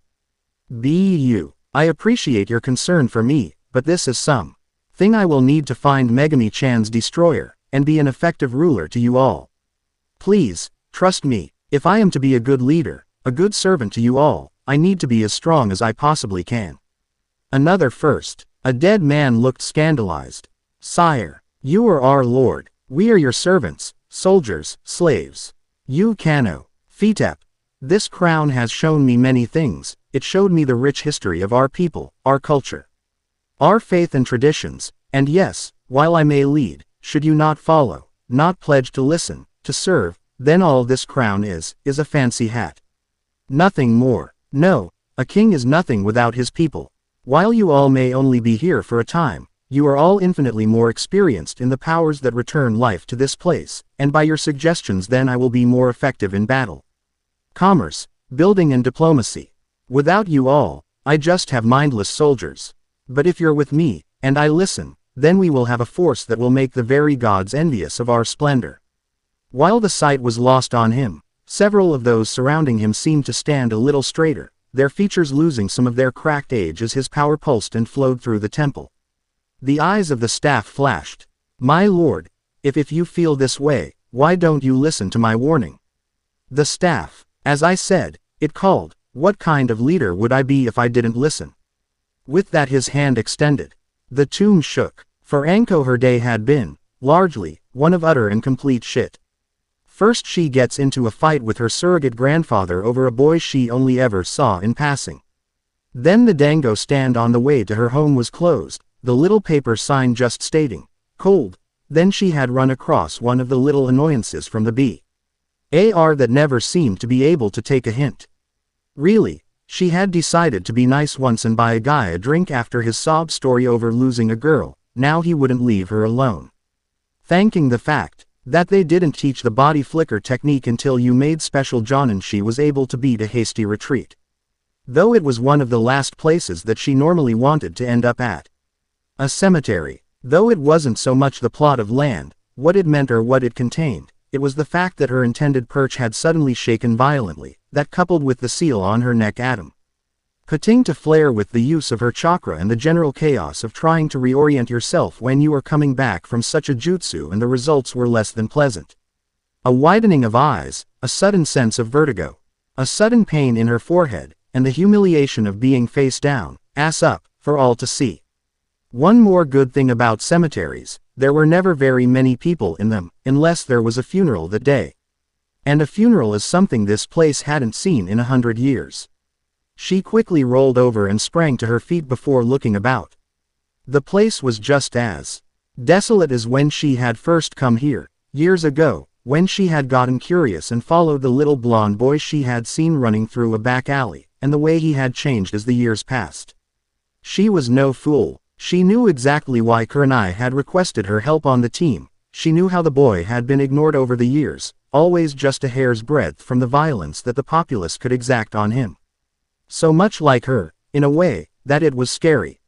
Still, to choose to live in a tomb rather than an apartment, even if you knew that place had been watched, was a bit extreme. Still, she couldn't deny that it had been, apparently, a good change for him, if his looks and skills were anything to go by. While she had been curious, ungodly so, as to what was inside, she hesitated. She had seen the traps he had put at the entrance, and if her time in T&I had taught her anything, is that the simple traps were the ones you spotted, it was the ones deep inside that only trackers and field engineers could spot that would end you, so using a blind shunshin inside the structure was a no-no. The strangest thing about the whole situation, however, hadn't been the fact that she would watch the boy like this.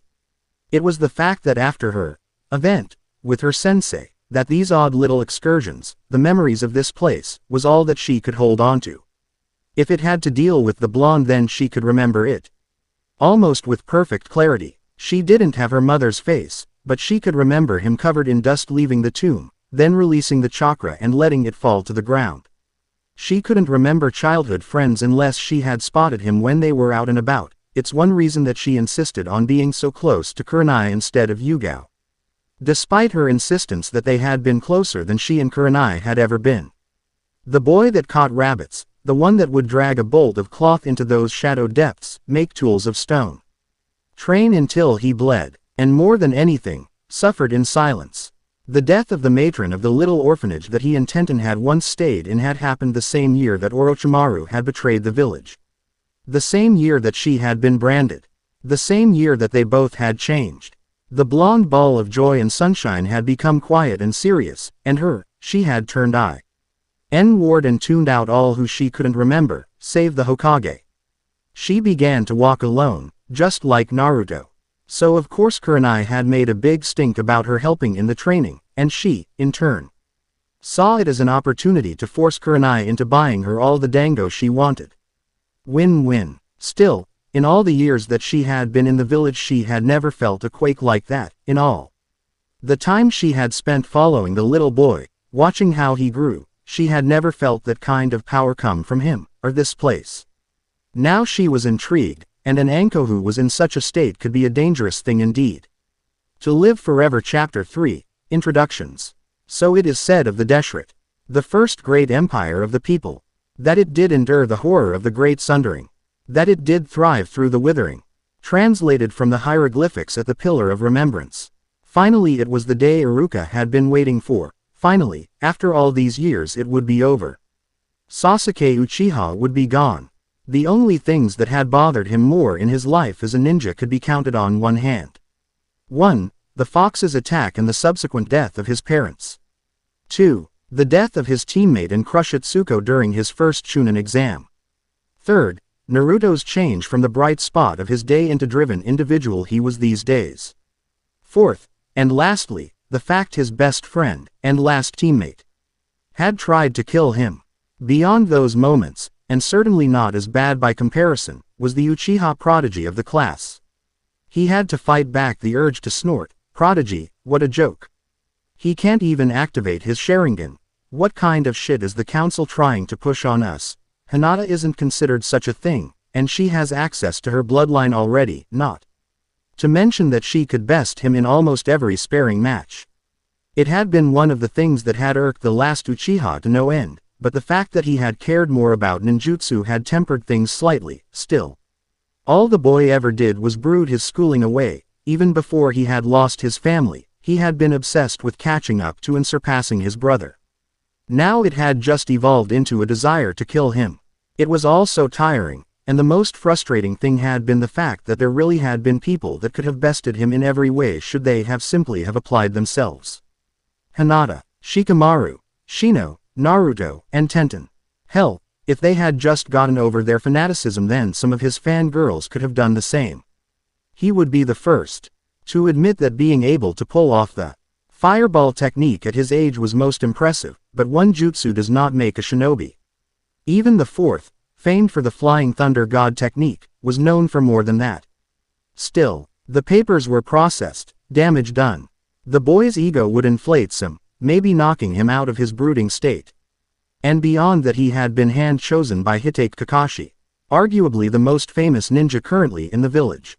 The boy would, or at least should, be thrilled. Taking one last deep breath, the last he would have to do for this class, he straightened his shoulders, adjusted his file, and slid open the door, only to be met with bedlam. There, standing before him seemingly trying to get up the stairs to a seat, was a truly strange figure. Meant to be wearing the same basic outfit as Naruto, however, this person had on a strangely feminine mask, a marble-looking thing that seemed to have been stained by rivers of tears down its cheeks. The man's right hand was a massive golden staff, the thing giving the appearance of royalty, one apparently connected with birds. Lastly, in the man's left hand, or rather on it, was a long golden armlet. The thing stretching from his elbow, across the top of his hand, to extend down his pointer and middle finger almost a full 2 feet past the ends of the digits, making them look like vicious claws, creating both a shield and a weapon in one. The man turned slightly, looking over his shoulder to regard Iruka for a moment before he spoke. "Iruka-sensei, it is good to see you up and about again. If you would, could you deal with those that block my path?" Naruto. He gave a slight nod. What's with the mask? A part of him was hoping it was a prank, that some part of the boy was coming back, and all of you. Why are you trying to stop him? Indeed, it had been a surprising group standing before the team. It had appeared to be most of Sasuke's fan club was there on the stairs, but the thing that really surprised him was that Tenten was the one at the forefront of the group, and behind the blonde had been Kiba of all people, his hands curved into claws and poised to strike. Naru, to calmly raised his clawed hand and touched his cheek. "This mask is of my goddess Iruka-sensei, I wear it to honor her. Now, if you would tell these people to take their seats, or at least allow me to pass, I would be most appreciative." Quote, that seemed to throw most of the class for a loop. Naruto, their Naruto, had religion. Alright everyone, take your seats, and we can get started. But sensei, he doesn't smell right. That can't be Naruto. That caused several eyebrows to shoot up. When it came to such things, Kiba was infallible. Unseen by the group, Iruka slowly slipped into a fighting stance. Most of the class's attention focused on Naruto. Even the Uchiha was staring at him with suspicion. "I see, Shino, Hinata, you are two of the best trackers in your class aside from Kiba, what say you?" "Sensei, his chakra tastes no different to my insects, though it feels older, stale." Hinata made a quick hand sign, not bothering to turn her head, Byakugan. Her body stiffened, then she let out a keening wail, causing most of the class to take a step, or in some cases a scoot, away from Naruto. Others seemed ready to strike, before Hinata slumped forward slightly, her bloodline deactivating. Iruka was by her side in a moment, a kunai in hand as his eyes darted from the stunned girl to the teen that stood a short distance away. "Hinata. What's wrong?" "Naruto-san. His chakra, it's exploding out of him. Like he can't contain it. But it is Naruto, isn't it?" She gave a shaky nod. "Kiba, how does he smell different?" He smells, Kiba. He smells like the dead." That, if anything, made the class move further away. "That was because I was in a tomb, Kiba-san. You would have had to have spent days in one to smell like that." Cold blue eyes focused on the slightly feral teen, causing him to take a quick step back even as his hands flexed slightly, cracking the knuckles. "Because I was in one for days, since our graduation I've been in prayer. Now, Remove yourself from my sight. Quote. The class shivered, his chakra flowed, and the eyes of his staff flickered. For one Hinata Hyuga, who had triggered her bloodline once more, seeking to see just how much chakra was flowing through him, gasped. The sound swallowed by the collective sound of the class, for her eyes had seen, just for a second, the shaded image of an elaborate crown. And sunken, withered flesh. Kiba, stand down, now, Naruto. Control yourself. At once Naruto snapped a quick salute, the staff making a dull thud, as though he bore armor under his cloak, then turned to move up the stairs only for Tenten to stop him once more.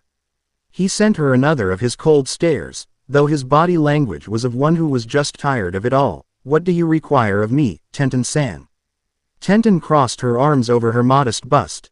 I want an answer to my question. Where did you get that claw? That is none of your concern.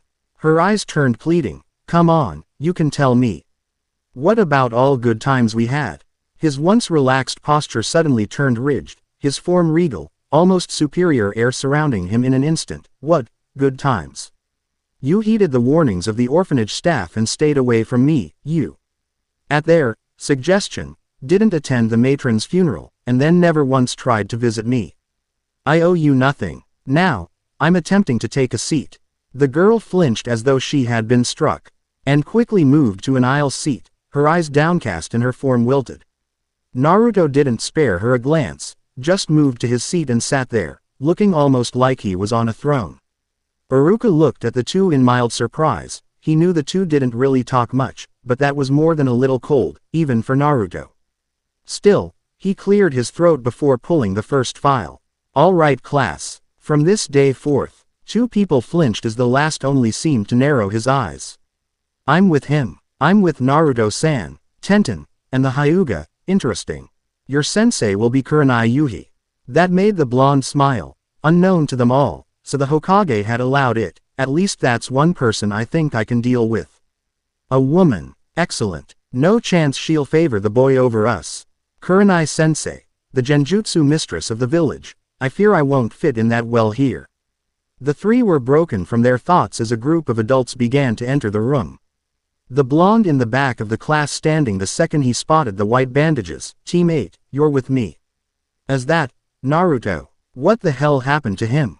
The way that Tenten IED away from the male member of their team was not lost on her, but from their file she hadn't seen anything that would hint at a dislike. She gave a mental shrug and attributed it to the sudden chong.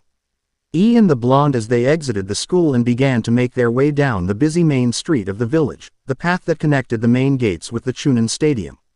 As they moved down the St. Rita looks and whispers that Naruto was receiving were not lost on them. None of the villagers understood just who this person was, but with the feminine mask, hidden from thanks to his cloak, the gold he bore, they seemed to think it was another woman, causing glares from some and admiring stares from others. Some commented on the gold, either it being gaudy, the person having a lot of money, or others wondering if she was seeing someone. More commented on the mask, wondering if she was disfigured, or if she was just protecting her features. The three women of the group were trying their best to bite back their laughter.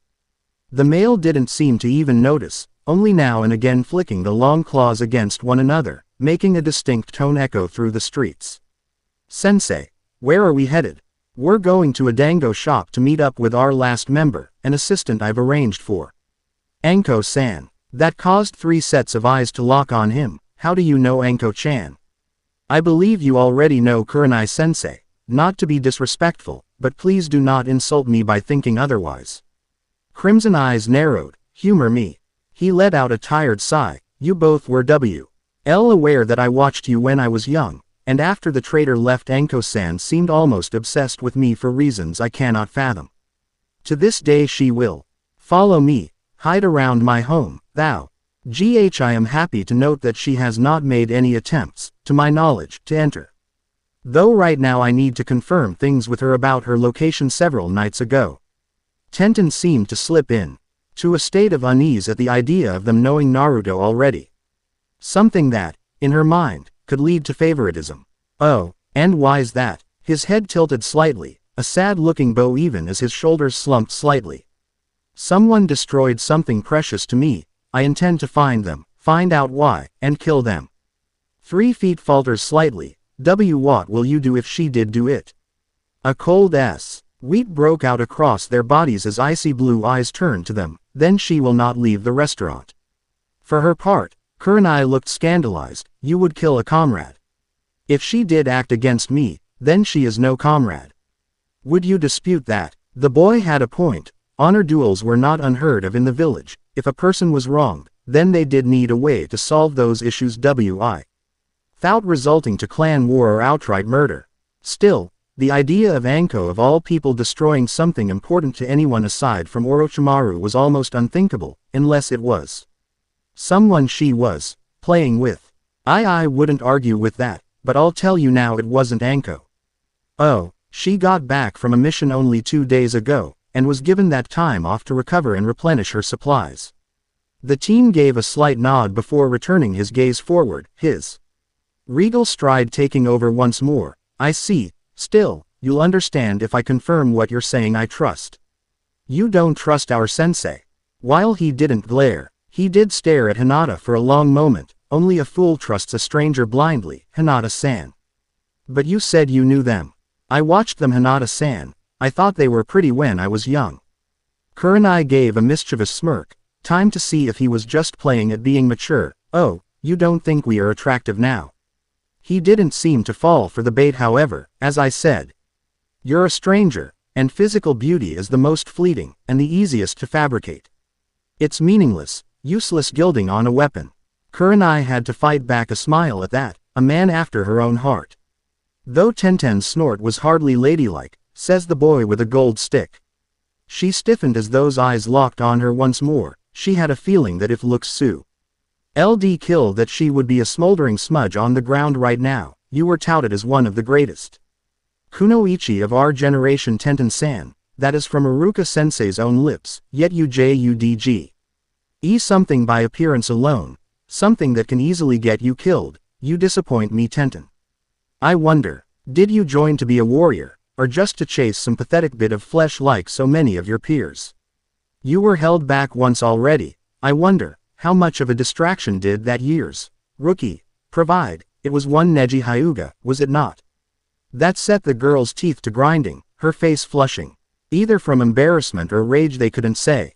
The fact she had failed her graduation test was a very sensitive subject for her. She had been unable to pull off the henge properly due to new seals she had sewn into her clothing to hold additional weapons, and it had cost her. And she would never admit to having a massive crush on the stoic, fate-obsessed boy. Not ever, you arrogant prick. Arrogance. Not at all. I'm making observations and asking questions. The fact that I am disappointed in my findings is simply a point I was making. Shut up. As you wish. That one caught her off guard. Wah. He didn't answer, only pausing to get the door for the girls and his sensei before following them in. After a quick glance around, Kurenai spotted her target and gestured for them to follow. As they neared, the purple-haired woman smirked. Kurenai-chan. Meet. It's good to see you all. Anko. Meet. Her smirk turned into a leer. Oh ya buns, you're all meat. Nice, tender. Meat. Two seemed to shudder at her almost hissing, yet somehow purring voice, though the masked one was unreadable. Instead he stepped forward and pulled the chair's arm for the trio, surprising them further before accepting the gesture. 3 minds echoed the thoughts of this being a good, nice, attractive thing, and one thought nothing, as the boy seemed to hate her already in her mind, and was just going through the motions. For Naruto, he just calmly sat, his staff propped against his shoulder. Well then, now that we're all settled, pick what you want to order and we'll do a round of introductions. All involved nodded and said about their orders, some getting dango, some soup, though for one he ordered nothing, simply saying that he'd already eaten, something that they doubted by the way he kept glancing towards the door. Now then, let's get started. If you like, I'll go first. I am Kurenai Yuhi, Jonin sensei to you all. My likes are spicy fish, sunsets, and trying new kinds of drinks. I dislike those that will judge on appearance and cake. There's just something about the texture. She gave a little shudder. My hope is to turn you all, my first genin team, into a powerful group that will leave a lasting impression on the village. My dream for the future. I wouldn't mind to settle down and have a family one day, though that is far away at the moment. The newly graduated stud, Ents gave nods and smiles before all eyes turned to Anko. What? I'm just the helper, you don't need to know about me. Anko. She let out an annoyed huff. Fine, I'm Anko Mitarashi, Special Jonin and second in command of the T&I division. I like dango, sake, red bean soup, tea ceremonies, and my job. Her smile was not comforting. I really don't care for pricks that judge without getting to know you, spicy food. And a certain traitor of the village. Hopes and dreams, that's for me to know. More nods before all eyes locked on Hinata, making her shift nervously. My name is Hinata H. Hyuga, I like cinnamon rolls. My little sister, and my cousin, and flower pressing. I dislike some of my family's practices and shellfish. My dream is to one day unite my family properly. Kurenai gave something of a sad smile as did Tenten. Though the others just nodded before facing the bun-haired Kunoichi, who let out a sigh. I'm Tenten, no surname, I like learning about new weapons and styles, Tsunade-sama, fortune-telling. And dumplings, that made Anko perk up, and Kurenai smirk. I dislike pickled plums, those that look down on women and think they're weak, and I'm really starting to dislike him. Naruto didn't respond. My dream is to one day meet Tsunade-sama, and if I'm lucky, train under her. More smiles and nods. Then came Naruto. I am Naruto Uzumaki. I like studying history, learning of my adoptive people and training. I dislike those that judge others without knowing them, and I'm currently hunting a person or a group who has wronged me and mine. My dream, to right that wrong, and be an effective leader. Anko's grin turned almost feral even as the others looked confused at some of that. Oh, so the big strong man is going to lead us. Going for Hokage. Gender has nothing to do with it. And if I must be Hokage then I shall, though that's not the only option. That caused a few raised eyebrows. You're saying you would leave the village. He just gave Anko a neutral look. Tell me, Anko-sensei. If you live in a place that would deny you your dreams, wouldn't you leave?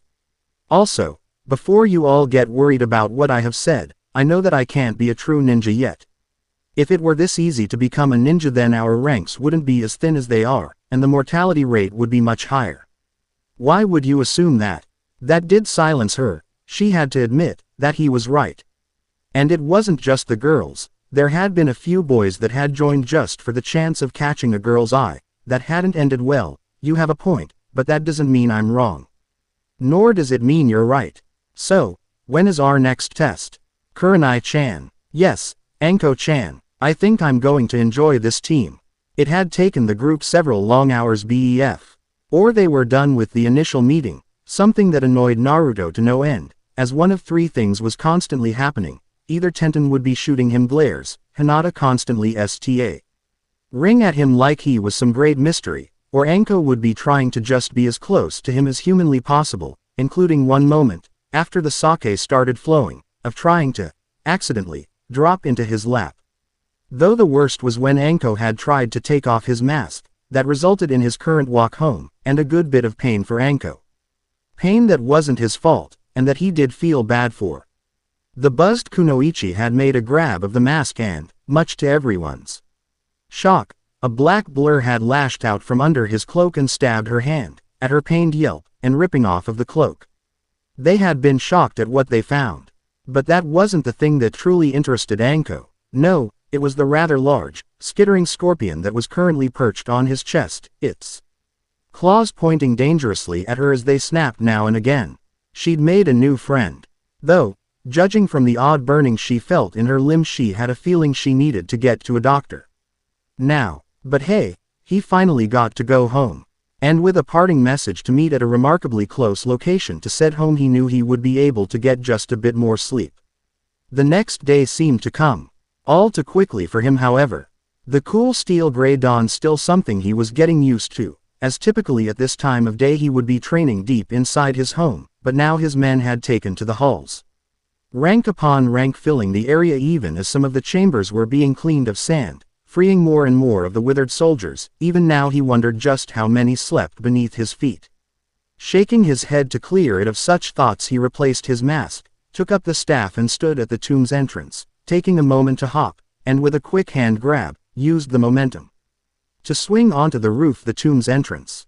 After a long moment of looking towards the horizon, seemingly waiting for the sun. He turned slightly, the staff already moving. A thin, almost unknowable nay of blood trickled down one of the wingtips. Cold blue eyes met those of dark chocolate. Tenten-san, to what do I owe this visit, and more to the point, how did you find this place? Said girl swallowed thickly as her eyes locked onto the droplet that currently ran from her throat. Hinata said your chakra was exploding out of you. There aren't many places at this hour that would have that kind of power. That's how I found you. That single blue eye, almost glowing in the growing light. Tenten-san, I'm going to tell you something I have yet to reveal to anyone, though one other knows already. Do you think I can trust you with this? Not seeing any other options, she gave a shaky nod, wincing. As the wingtip dug a little deeper, very well.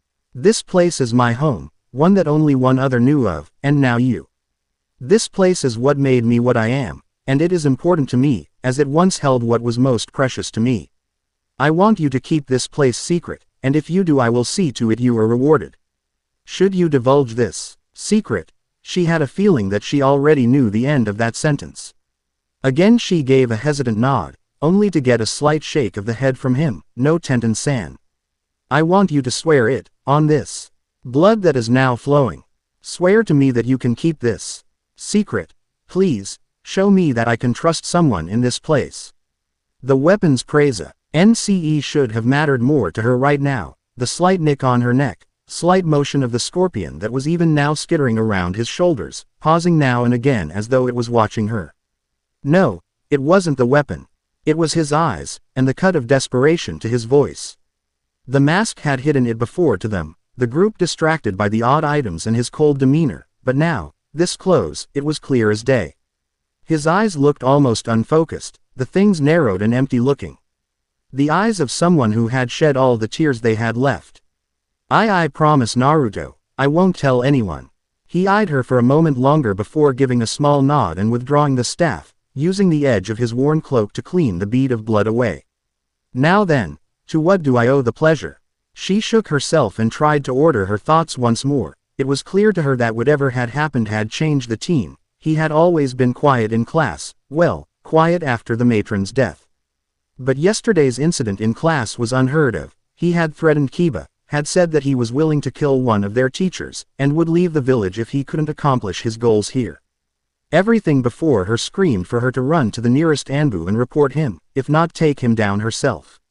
Though at the same time, from what he had said, someone had wronged him. And he was seeking to find that person at all costs, even his career, even his dream. That was something that struck a chord with her. She had people cross her before, many of the boys in her class had belittled her and the other girls after learning about some of the legendary ninja in their village, or more to the point, the fact that there had been only one, and she was still considered weaker than her male teammates. It had become her driving force in the academy. She pushed herself in weapons, ninjutsu, and compensated for her lack of skill in genjutsu by learning seals. Add to that now she had the village's foremost expert in the field as her sensei, and she knew that she would become great. Not for the first time she wondered what it would have been like if she ended up on Neji's team. One focused on the physical to the point of almost ignoring all else. She knew he was strong. Legends were told of the likes of Might Guy and Sharingan no Kakashi. But her current teacher, she wouldn't trade for anything. Except for maybe Lady Tsunade, of course, and after learning this little bit of Naruto, of earning that sliver of trust, even if it was at knife, or staff point, and she had hopes for this. Hope that with his help she could achieve her goals. Honestly, I was wanting to try and resolve things between us, and that seems to have happened. There was nothing between us, at least on my behalf. My weapons are my people's, and should not concern you. I do apologize if I come across as cold, but it is akin to the matron dying once more for me. I will find them, and I will deal with them. I understand.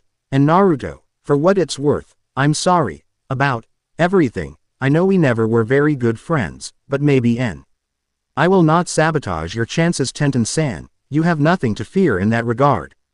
And if you ever need assistance, then I will be more than happy to help. She gave the boys back a weak smile. Of course, what kind of leader would you be if you ignored your people?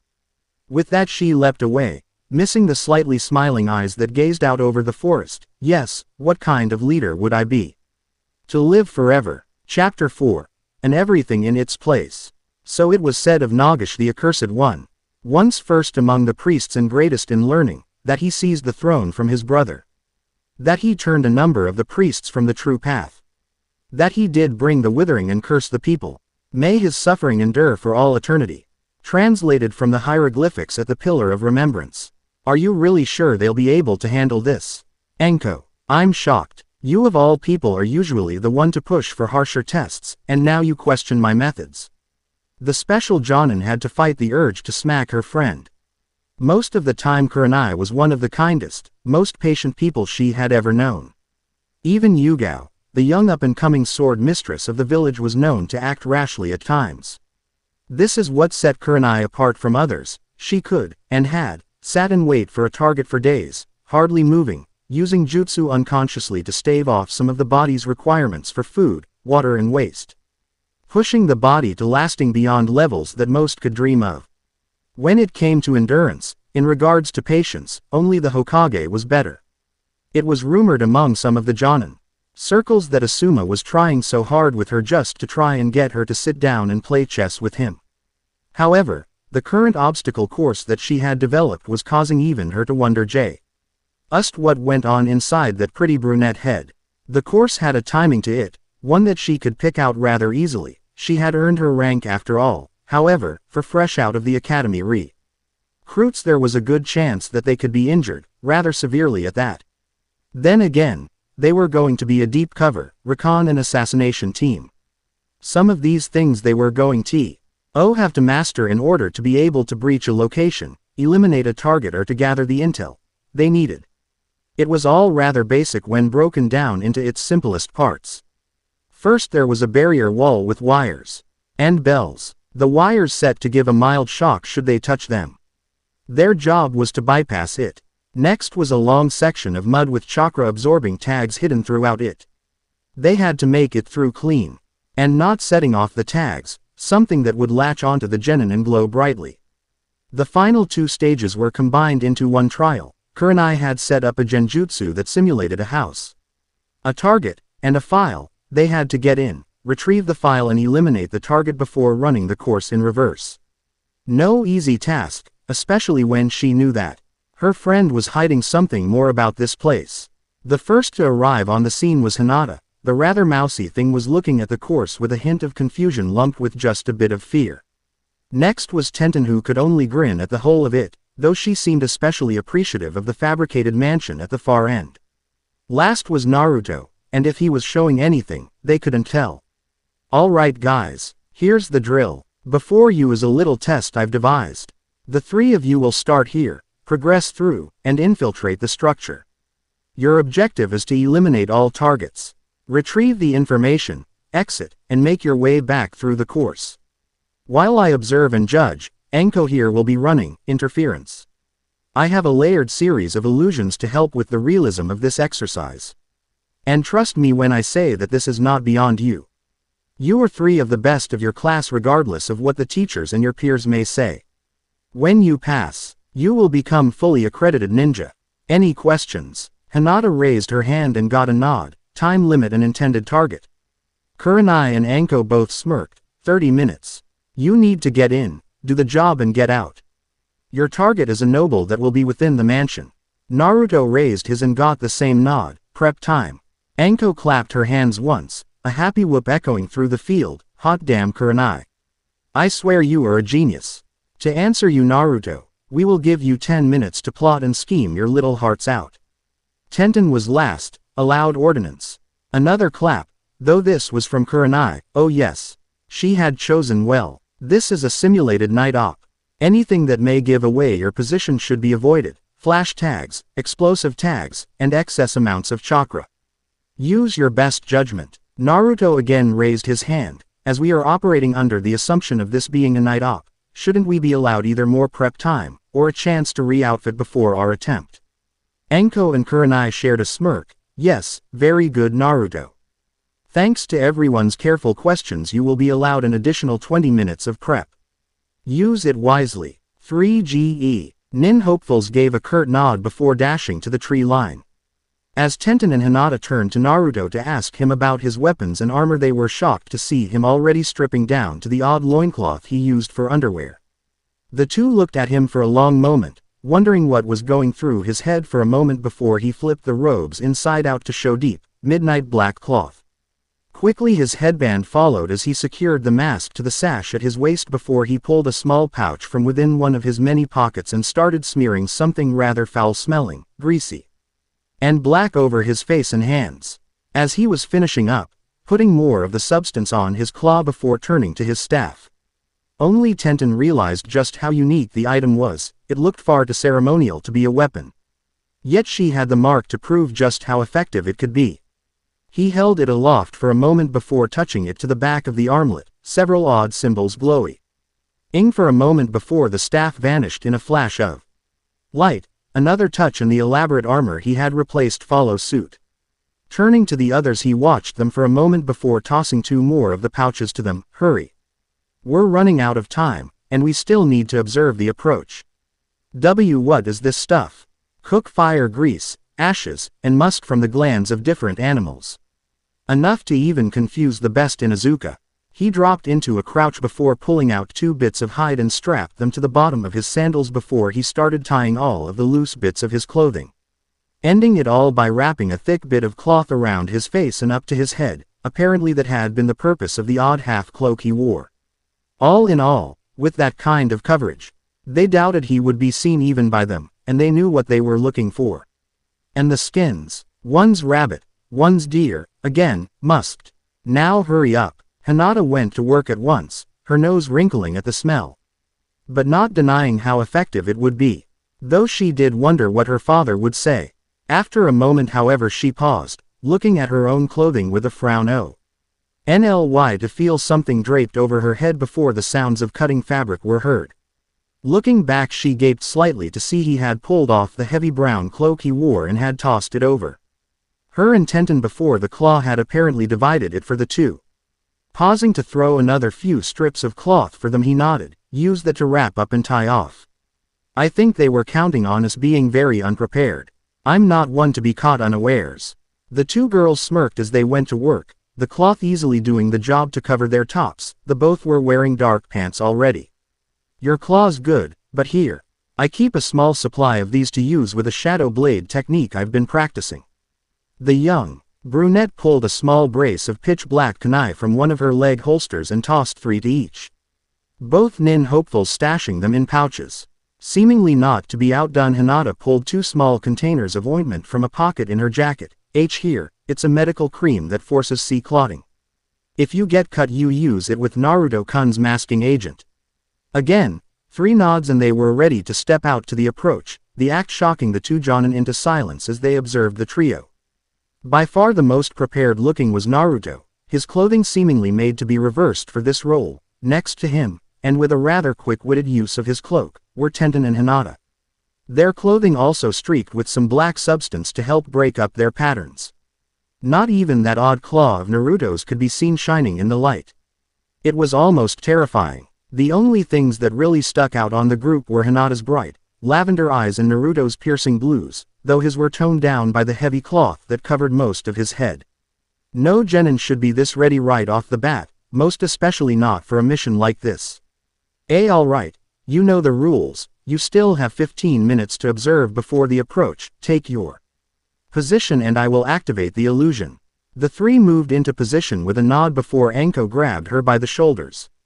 Kurenai, this isn't easy for me to say, but I love you. You had to have picked the most promising group that I've ever seen. How the hell did you do it? She gave something of a cocky grin, something that really seemed out of place on the woman. Patient observation, Anko-chan, nothing more. Well, if you're this good, I think you need to pick the teams more often. I mean, damn, if he had the armor I'd say he was an Anbu. He already has the damn mask. She bit back a smile at that. Anko had a lyrical way with words at times. You better hurry up and get into position. Wouldn't want to keep the meat waiting. With a feral grin she was off, and Kurenai had pressed a button hidden in her sleeve before she was running through hand signs. If Tenten had to use a single word to describe the last 10 minutes of the mission, they were given one that they had attempt. D to study before the word go, it would simply be annoying. At first, she and Hinata had thought this was going to be an utter failure even before the mission started, as Naruto's chakra was just as powerful as ever. Yet the second they had gotten into position, his signature had dropped to that of a civilian before they could even blink, something that left the two of them wide-eyed and gaping. When asked, he simply whispered something that sounded like 6 years of practice. The three eyed the new obstacle course that Kurenai had altered for them. Stretching out, seemingly to far, was a massive outer wall not unlike what encircled the Hyuga clan home. The thing looking to be a good 12 feet, sheer and angled to give an almost total lack of handholds. From the outside of the illusion, Kurenai had to fight the urge to laugh. Anko was currently cussing up a storm due to the fact that she was caught in it too, making her seem utterly lost in a massive clan compound. It's the little things in life you cherish. Back inside, the two kunoichi had their heads together, whispering quietly, thankful for Naruto's clothing as the illusion had thrust them into a clear, moonless night. They could see the wire, the stuff looking barbed, to catch and tear at those that would try to scale it. Okay, first we need to Tenten-san. They looked over to see Naruto kneeling beside the wall, his hands cupped to allow them to use him as a vault. We may not use chakra at the moment. I have another way for myself. The two glanced at each other before nodding and taking off at a sprint. Planting a foot hand, and with his help they were over. Looking back at the wall, he saw the lines of the wire and, pulling a set of kunai, started jamming the blades into the plaster before he started his climb. Peering over the edge, he gave a quick hop and was in. The two looked at him in confusion. They had heard the blades and had an idea as to what it was. I know my own weight, and have done this before. Given the lack of knowledge on my part, one acted as the vault. They gave quick nod as Hinata pulsed her Byakugan now and again to see what this may hold and winced. This will be a problem. The courtyard is a trap. Mud made to look like stone. Beneath it are explosive tags on pressure traps. There look to be two approaches, both heavily guarded. I can guide us, but we may leave a trail. When we get inside, this mud is a problem. Any distractions will alert the target. Naruto, do you have more cloth? His eyes widened slightly as he started taking off the upper section of his robe. As every bit of skin was being exposed, he was rubbing mud onto it in a thin layer. He tossed the cloth to Tenten, who quickly went to work with a kunai to make 3 sets of foot covers.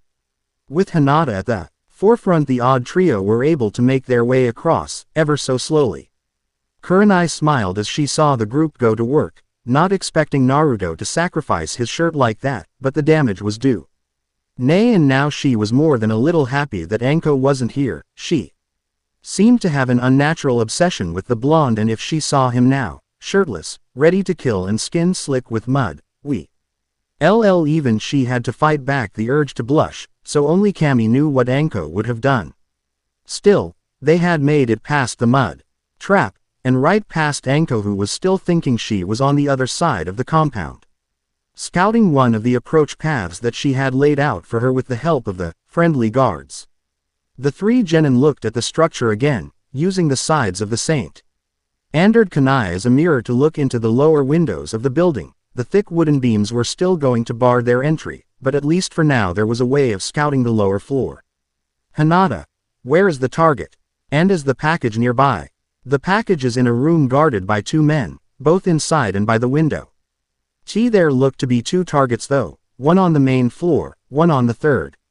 What room is fancier? The one of the 3rd floor.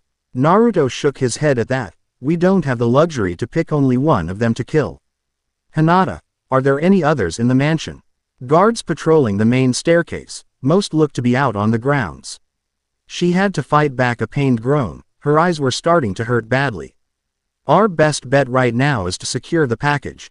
Then to take the uniforms of the dead guards. One will hold the room while the other 2 move to eliminate the targets. Both nodded before they glanced to each other. Who will stay behind? Hinata, you've used your eyes too much right now, and we'll still need you to get us back out. Stay there and rest, we'll be fine.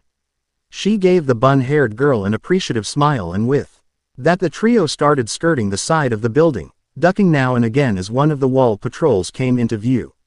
For Kurenai, She honestly had to ask herself what the academy had been thinking. Gee, when they had put these teen toward the bottom half of the class rankings. Already they had managed far better than she had thought them capable of, instead they were acting like this was no mere test. But that they were already Anbu and moving in for a proper, high-profile, kill. Well, Anbu would have better means, yet. Still it was admirable. 3 shadows, unseen by 2 men, flitted by the window. Oh, I said to him, wrecked him. Damn near killed him. The man beside him let out an annoyed sigh. Hero, seriously, you have to stop with the jokes, just once, can't we have a quiet shift? A long, pregnant silence was his answer. Again he sighed. Look, sorry, it's just my wife has B. He turned to his partner, ready to continue his own tale only for his eyes to widen in horror. Long, earring wires were wrapped around the man's throat, his eyes wide in horror, the whites replaced by blood as the wire sliced his throat, the wooden bars of the window acting as the tether that was keeping the man upright. His mouth opened to shout the alarm, yet no sound came forth, a dull pressure in his side the only clue that he had already been killed. His mind simply had yet to realize it yet. Woe blurs and the wooden slats that made up the bars of the window were gone and 3 forms ghosted into the room. Impressive weapon Naruto-kun. Noting 2 very small holes in the wall where the claws had slipped through the plaster as though it was butter. He gave a silent nod before moving slowly to the package, the long talons running through the air above the thing before he froze. Wires, Tenten, do you see where they led? Hinata. Pulse your bloodline once more to ensure these are the right documents. The 2 gave a curt nod as they went to work, Hinata stepping closer to look at T. He papers within only to freeze just like Naruto had, explosive notes. Tenten had traced the wires to slightly raised platform. It seemed if the wires were released the panel would depress and set off a secondary trap. Move back slowly. Hinata, did you see any special walls, a safe, anything? She gave a silent nod, whispering, safe, even as Naruto had moved back and started removing the uniforms of the guards. Thankful for the wooden half-masks that coved their faces, the things in a slight lion motif. All right, Hinata, take a moment to rest. Naruto and I will move to the other targets. After you've rested, start on the safe. She gave a shaky nod as her teammates slipped on the uniforms, took up the spears that the soldiers had used and slipped out into the hall. Kurenai gave a low whistle as she saw the 2 deal with the guards. Granted, they were only illusions, but it was still one of the more realistic ones she had used, from one of her own early missions. Tenten's use of the wire was masterful, and the pure power that claw had demonstrated, even if it was all fake, the mind should have still added the resistance of the weapon to the wall. So either he had never used it on a surface before, or it really was that sharp. Both very real possibilities in this instance. She watched with a smirk as the 2 moved to the first room and started chatting with the guards. Time for one of the first real trials. Hero. Oh, thanked Kami. Tell me a joke or something. Talking to Riku is like arguing with a wall. Said man. Riku just scowled at his partner. Hero's eyes smiled as he thumbed the man next to him. Unseen by all. Hero's throat muscles were working slightly before speaking. Can't be worse than fucking his wife. Damn, I think a sheep would have been more eager. That set the 2 to laughing so hard they doubled over even as Tenten gave him her best scowl, one not entirely fake, before they delivered a harsh chop to the backs of their necks. Really? Sheep. It worked. Slip inside and deal with the target, then we'll put these 2 in with him and move upstairs. Kurenai herself was almost doubled over. This planned problem with the test had almost utterly backfired on her. As when she doubled over, so did her illusions, allowing them to disable them easily. She didn't know where Naruto had learned voice control like that, but she had a feeling. It was a way to help make sure he could buy things in the stores. She knew quite well how the teen was ignored, so masquerading as another was a good option. Tenten gave 2 quick taps on the door before Naruto was in. Dragging the 2 guards with him, target eliminated. How? Throat. Why? Pick a number between 1 and 3. What? Why? Just do it. She grumbled, mumbling about stupid blondes. 3. He gave a curt nod before moving in, his hand flexing a moment before his talons lashed out, carving into the man's forehead. Looking closer, Tenten's eyes widened. Why did you do that? There. Prominently on the man's forehead were 4 vertical lines. Misdirection when they find the body. Let's move. 2 more quick jabs from the claw to the guard's temples and the deed was done. Tenten looked at the blonde with more than a little fear. She knew, on some level, that this was all a test, a trick, but the way he had so casually dealt with the guys, while framing another village, it was shocking. She gave a silent nod before they moved back out into the hallway. Now the Jonin was truly flabbergasted. The killing of the guards was easy to understand, they knew going into this that those were illusions. But the attention to detail in trying to frame another village was just pure genius on the blonde's part. In her mind, even if they failed at this point, they would pass. She saw that Hinata had already gotten the safe open, her eyes letting her see the tumblers locking into place as she worked the combination lock before taking a seat by the window, taking the chance to drink a bit of water before just sitting with her eyes closed. Okay boys, time for the guard change. Wah hero, why are you relieving us? It's 3 hours until shift change. Our lord orders and we obey, sent the others out too. Just between you and me, I think he's calling in some entertainment, and doesn't want the missus to know. The 4 chuckled at that before nodding, though they look confused that they weren't following them out. At that Tenten spoke up for the first time, her own voice dropped several octaves. We're just going to let the double know that we're heading out, don't want him thinking there is anything wrong, sounding the alarm and letting the whole clan know. What's wrong with you Riku? You sound wrong. He cocked his head slightly at that. Riku. He's already left, damn. You can't tell the difference between us with these masks. The man gave a small laugh. Sorry Sook, had to check, you just sound off. Hiro let out a laugh and clapped Sook on the back. Yeah. He's screwed up with the wife again. That made the 2 wince. Oh man, sorry, Shiori's beautiful and nice and all, but man, I don't know how you put up with her temper. That set them all off again before the guards moved off and Naruto shot Tenten an eye smile. Well done. She returned the smile and the 2 were off once more. Another dirty deed, another carved symbol and they were back to the room with Hinata. The duo smiling upon seeing the package sitting in her lap as she rested. Alright, job's done, let's go. Hinata, do you think you will be alright to get us out? She gave a nod. Alright, let's move. After a quick look outside with the edge of a kunai the 3 slipped back out into the night, the package held firmly in hand. Unknown to them, a set of pupil-less brow and eyes were watching from around the bend. With a small wave the person gave their signal. Then everything went to hell. Currently Hinata was doing her best to dodge half a dozen large snakes, each almost the size of a panther. All thoughts of stealth were thrown to the wind as they were in a mad flight from the scene of their crimes. Right now Tenten was busy with several of the guards who had shown up, wires ensnaring spears, kunai and shuriken lashing out to slice the heads from weapon, strike tendons and sever arteries. Naruto, however, was attempting to deal with the larger threat.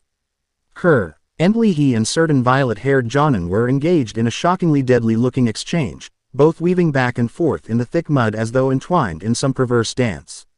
A kunai flashed, looking to catch his cheek only to be sliced in half by a dark claw.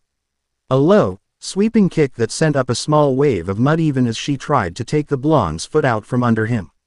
He hopped into the air but it wasn't enough to save him from getting a face full of the muck. However, the thick cloth saved him from the worst of it. Still, it was enough to cause him enough pause to let her tackle him bodily to the ground. You know Naruto-kun, it would be a lot easier if you just gave up. I could even guarantee you a place in our ranks.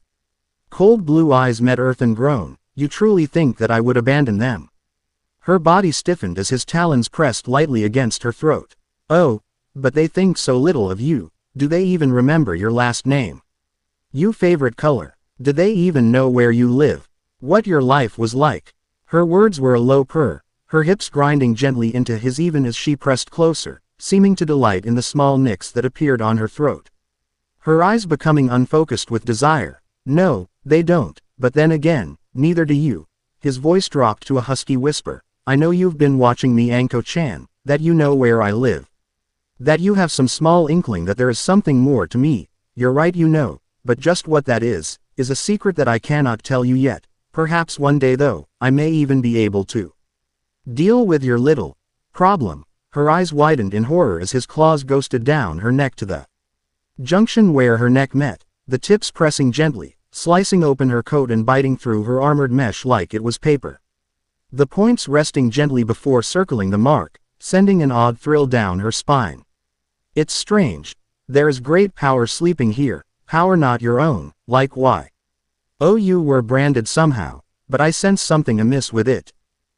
How ko? Her voice was silenced as his knee found her midsection, sending her tumbling over his head to roll through the mud.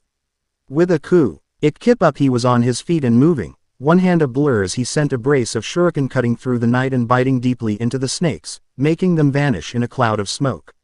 Moving in he tossed Hinata over one's shoulder. Hinata, guide me, now. Fighting back her shock at it all, she activated her Byakugan and started barking directions, leading them closer to Tenten, who had somehow been driven further away from them.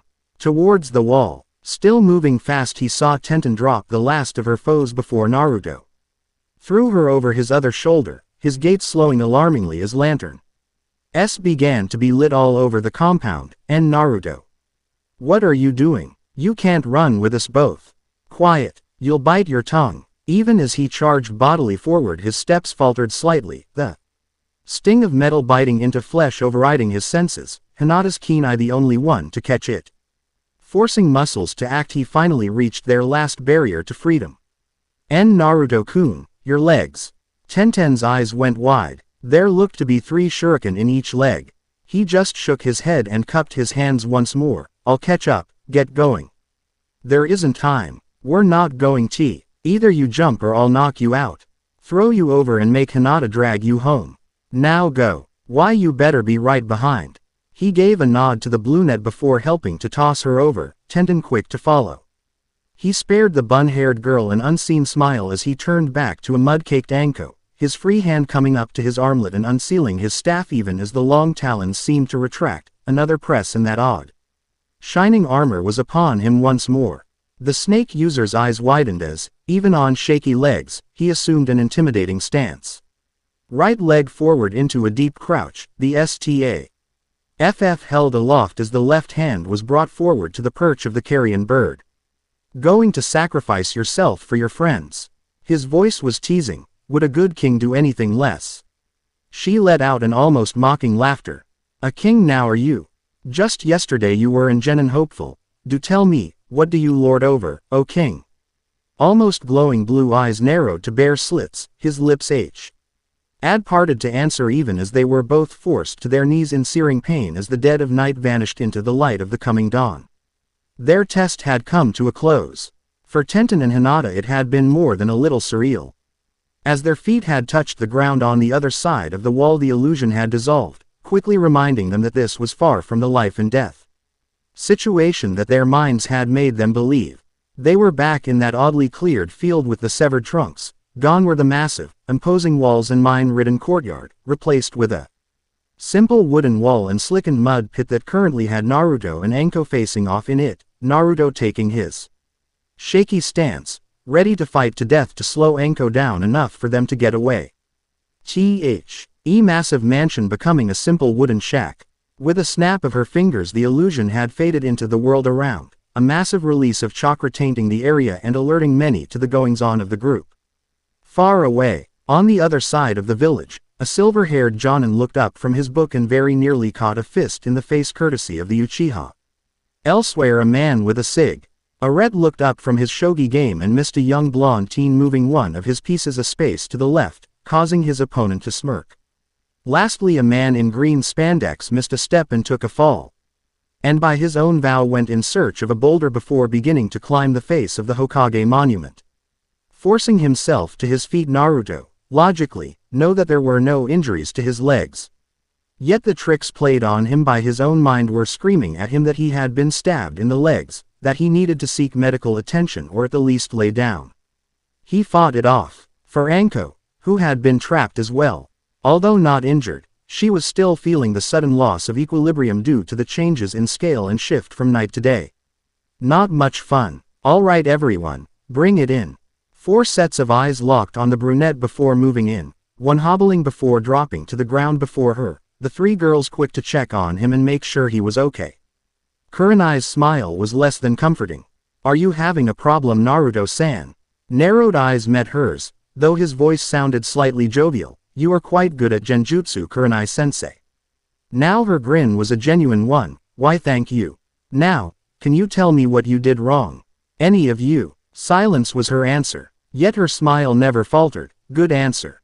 That caused a few confused looks. Kurenai-sensei, why do you mean? Hinata, given your situation, with the information you had on hand, you acted almost perfectly. For those more skilled, are permitted to use chakra, then you would be a BLE to have gotten in and out without the secondary kills. As it stands, you were perfect for an assassin or spy that didn't have ninja training. Tenten, you recall the boy in your class that couldn't use chakra, correct? She received a nod. This is not unlike how he would have had to act. That portion of the test was to see if you relied too heavily on your chakra. The only amounts you used were the small pulses needed for Hinata's bloodline. You were also able to avoid the traps initially until we turned the tables on. How do you mean? You didn't find it odd, Tenten, that Anko found you suddenly like that? That the guards just seemed to keep coming.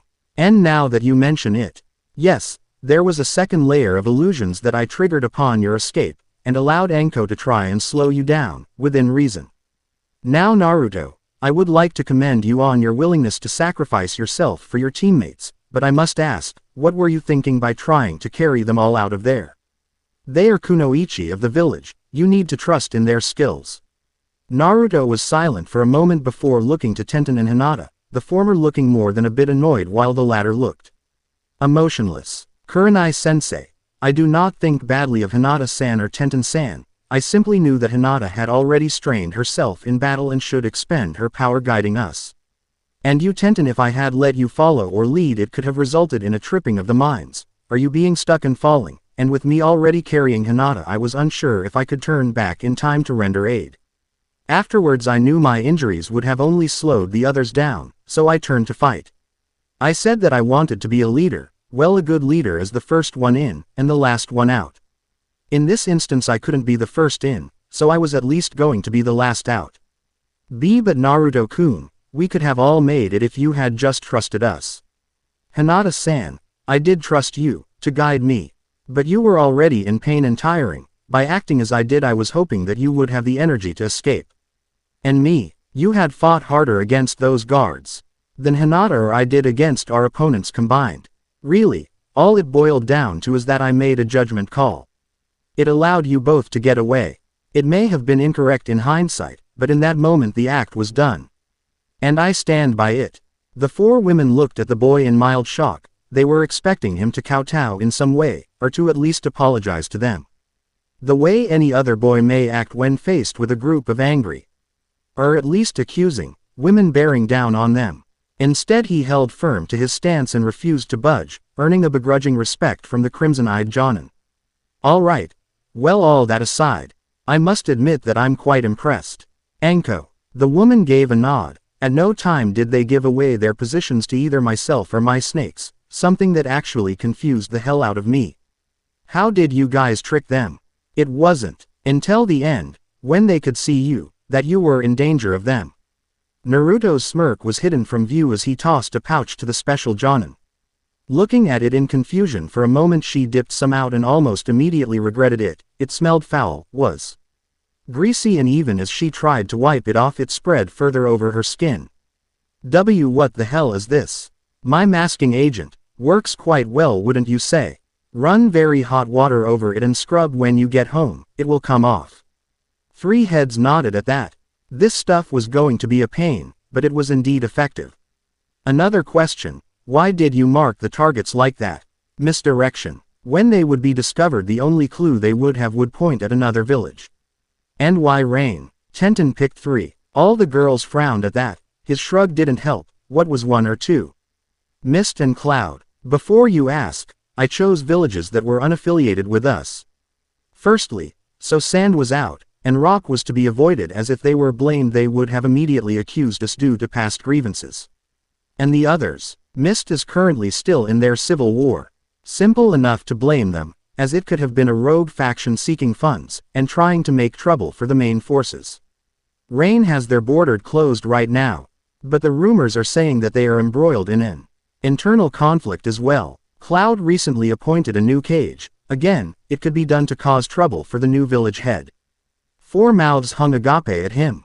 Anko the only one to voice it. HHHHHOOOOWWWW.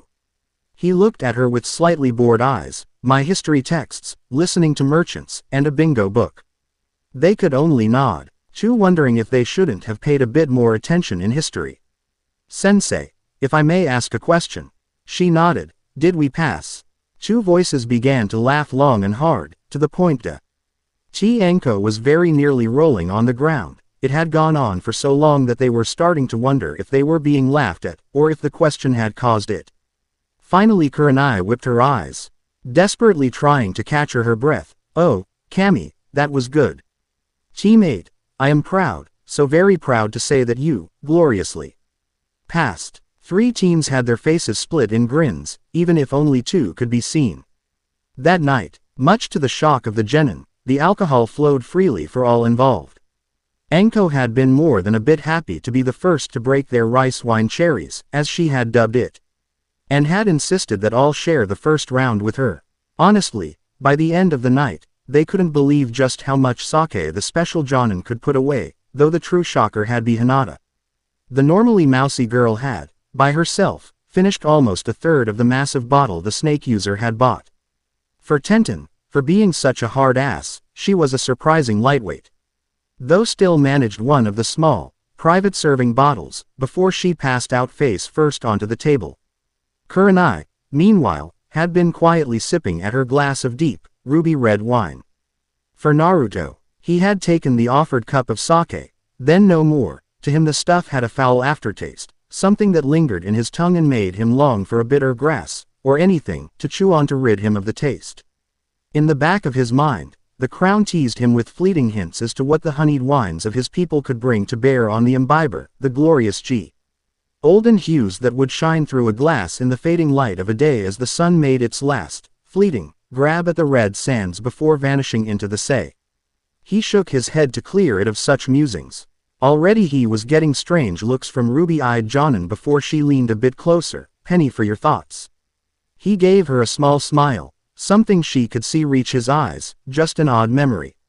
Probably something from a past life. The Jonin could feel a dull tendril of cold settle into the pit of her stomach. Memories from another could mean many things, especially, from Tenets. Oh, a pleasant one I trust. Again he gave a small nod. A sunset by the sea. Probably just the crazed imaginings of a boy. Pay it no mind, though I will admit, I would like to see the sea one day. That made her smile. A part of her thought that he may just be saying that as she had mentioned liking them, but from that far-off look he had held she knew better. Well, I'm sure one day you'll get to see it.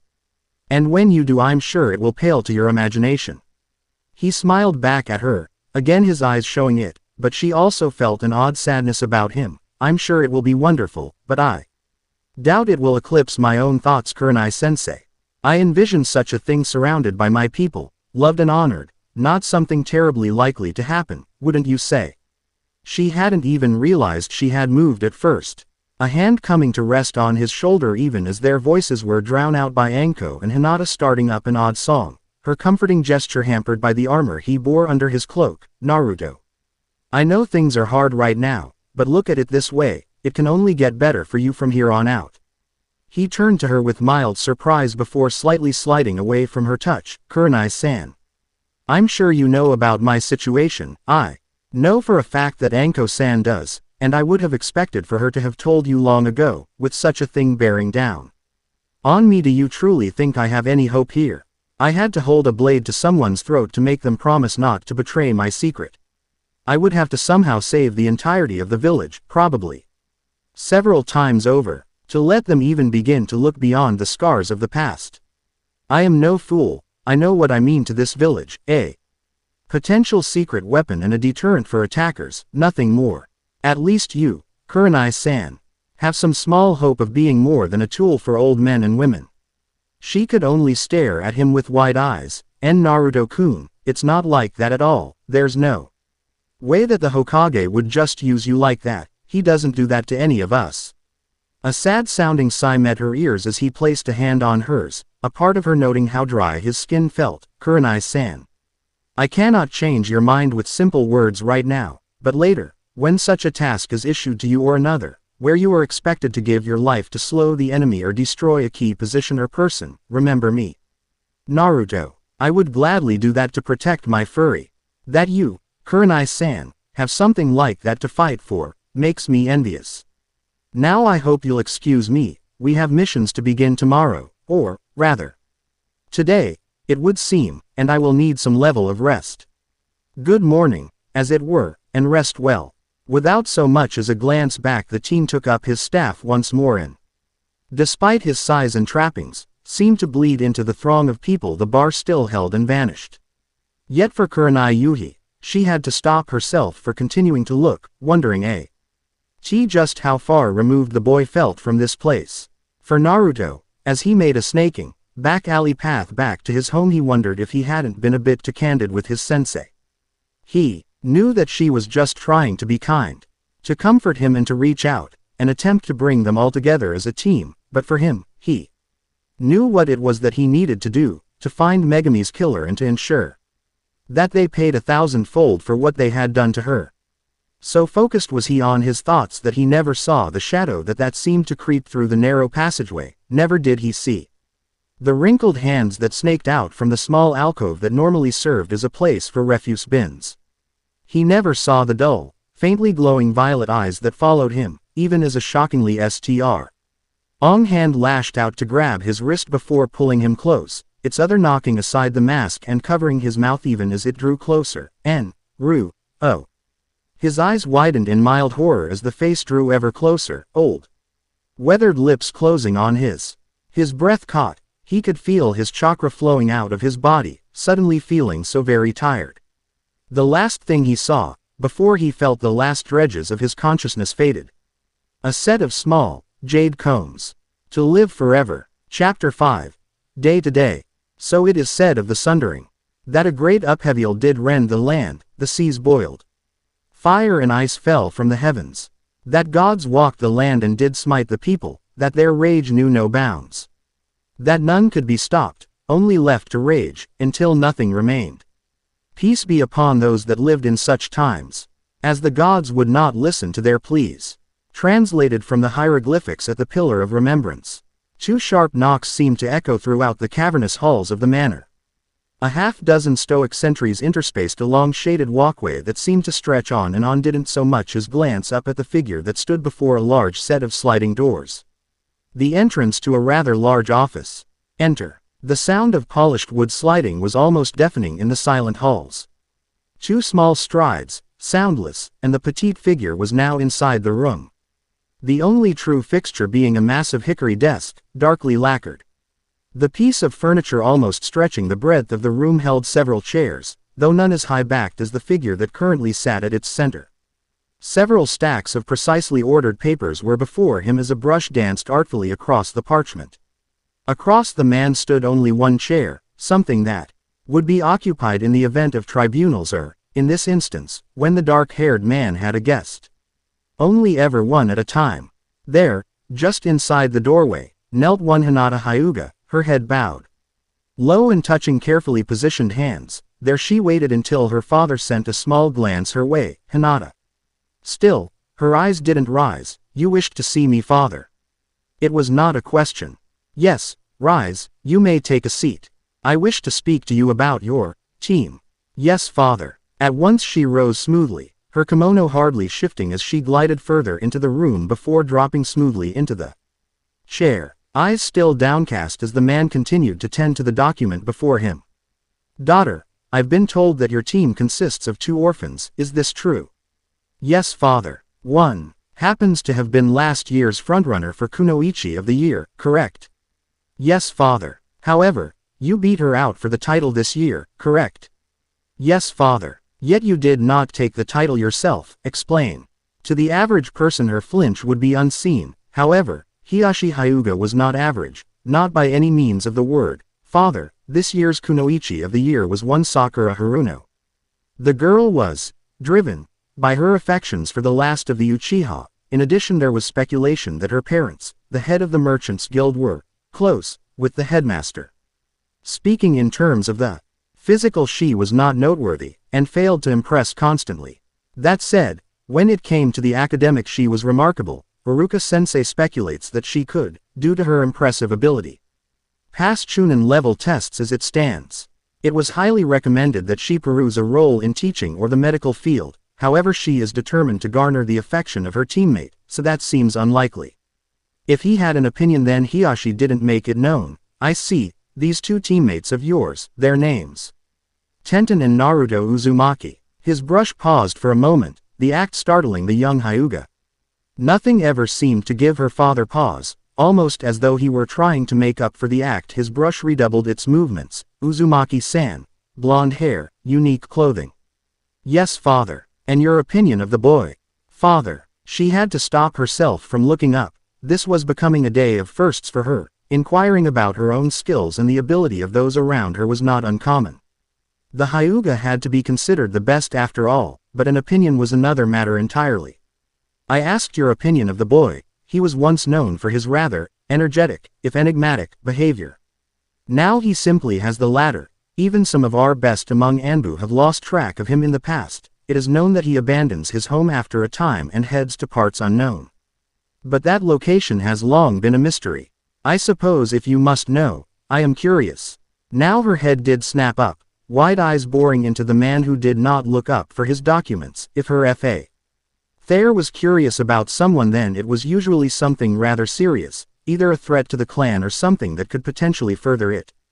Before her own kidnapping when she was young, it was said that her father was curious about the Kumo delegation, and that it almost sparked a war. Now he was being pressed for information about her own teammate. Father. All in all, Naruto-san seems to be focused, if not driven. He has alluded to someone having wronged him, destroyed something important to him, and he seeks to find that person or persons and deal with them. In class he was typically quiet. Most especially after his second year in the academy. Afterwards he became almost stoic and excelled in class while attempting to avoid drawing attention to himself, holding a firm posit.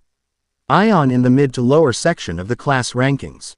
That said, his stealth was second to none in class, and possesses an analytical mind that is remarkable. During our genin trial he quickly and decisively led us to complete a mock mission in such a way that left our sensei speechless.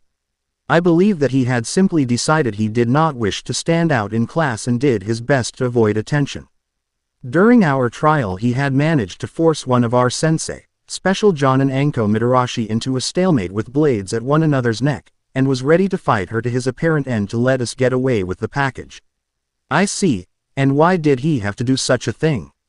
In the course of the mission there was a number of unseen traps, and the use of chakra was limited. To that end I pulse my Byakugan in order to remain undetected. The repeated activation of my eyes put undue strain on them, and to ensure that we got away he ordered us to go. At the time it was believed he was injured, so he made a judgment call to stay behind and slow the pursuers while I and Tenten got away, my eyes being needed to look for more patrols and traps. The man's brush stopped once more, twice in one sitting, was beyond shocking to the girl. Interesting. Had the boy always been such a tactician? I do not know, father. As I said, he remained in the background for the most part, though that changed the day of team assignments. Explain. Quote, Father, that day he arrived in his normal outfit. However, he had several new accessories, a stone mask fashioned like a woman, a long piece of armor on his left arm that ended in long claws, and a winged staff. Save the mask, they are seemingly made of precious metals and gems. In addition, under the clothing was an ornate armor, interlinked scales that were fashioned to look like feathers. I will admit, it makes for a striking appearance. Do you know where an orphan would have gotten such extravagant items? No, father. I see.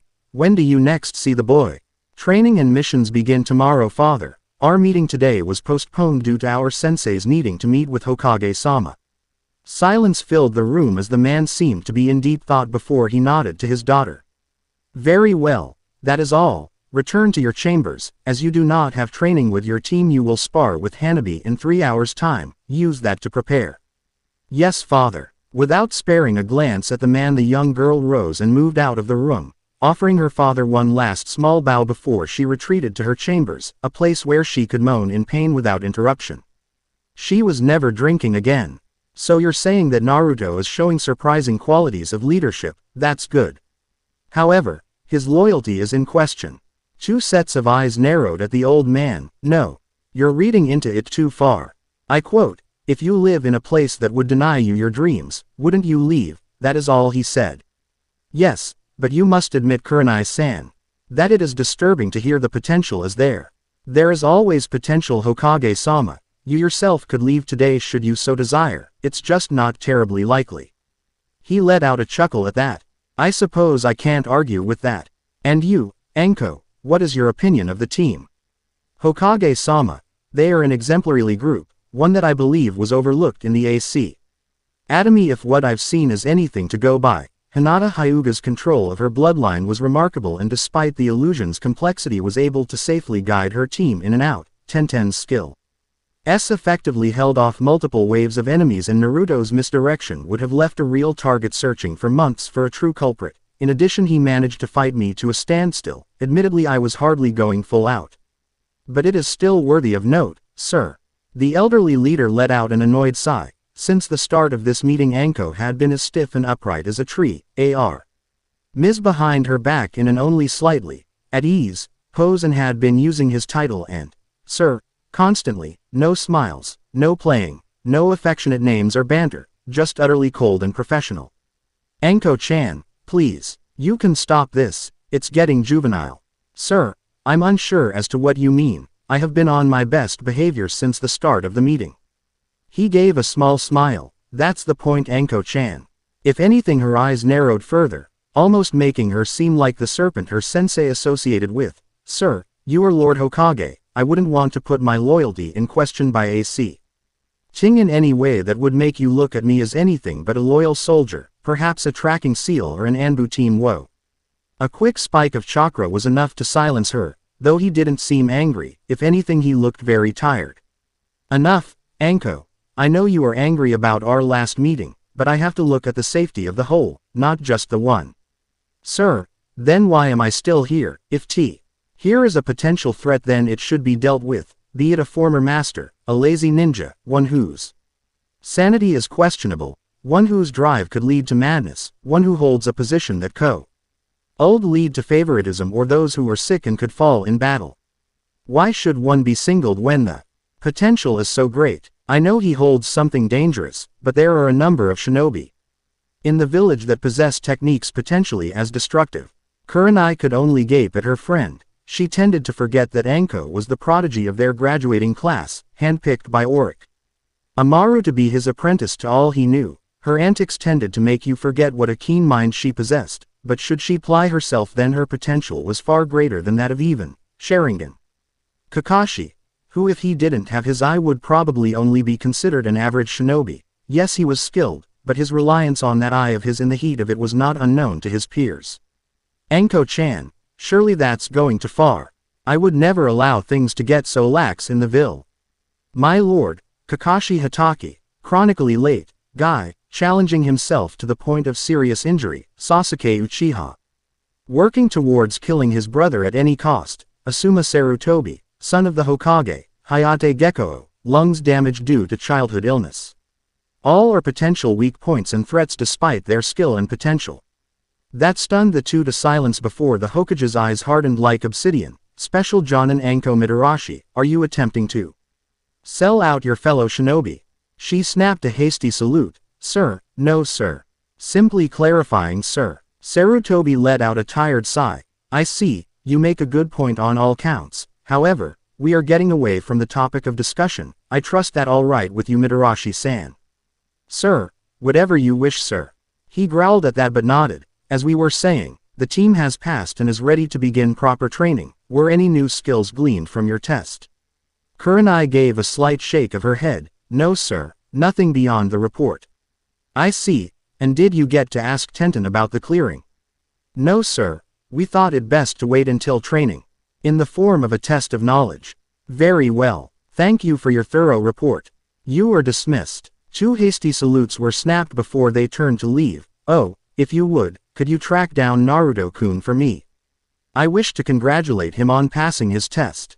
Kurenai arched a finely sculpted brow. Sir, you don't wish to see Tenten or Hinata.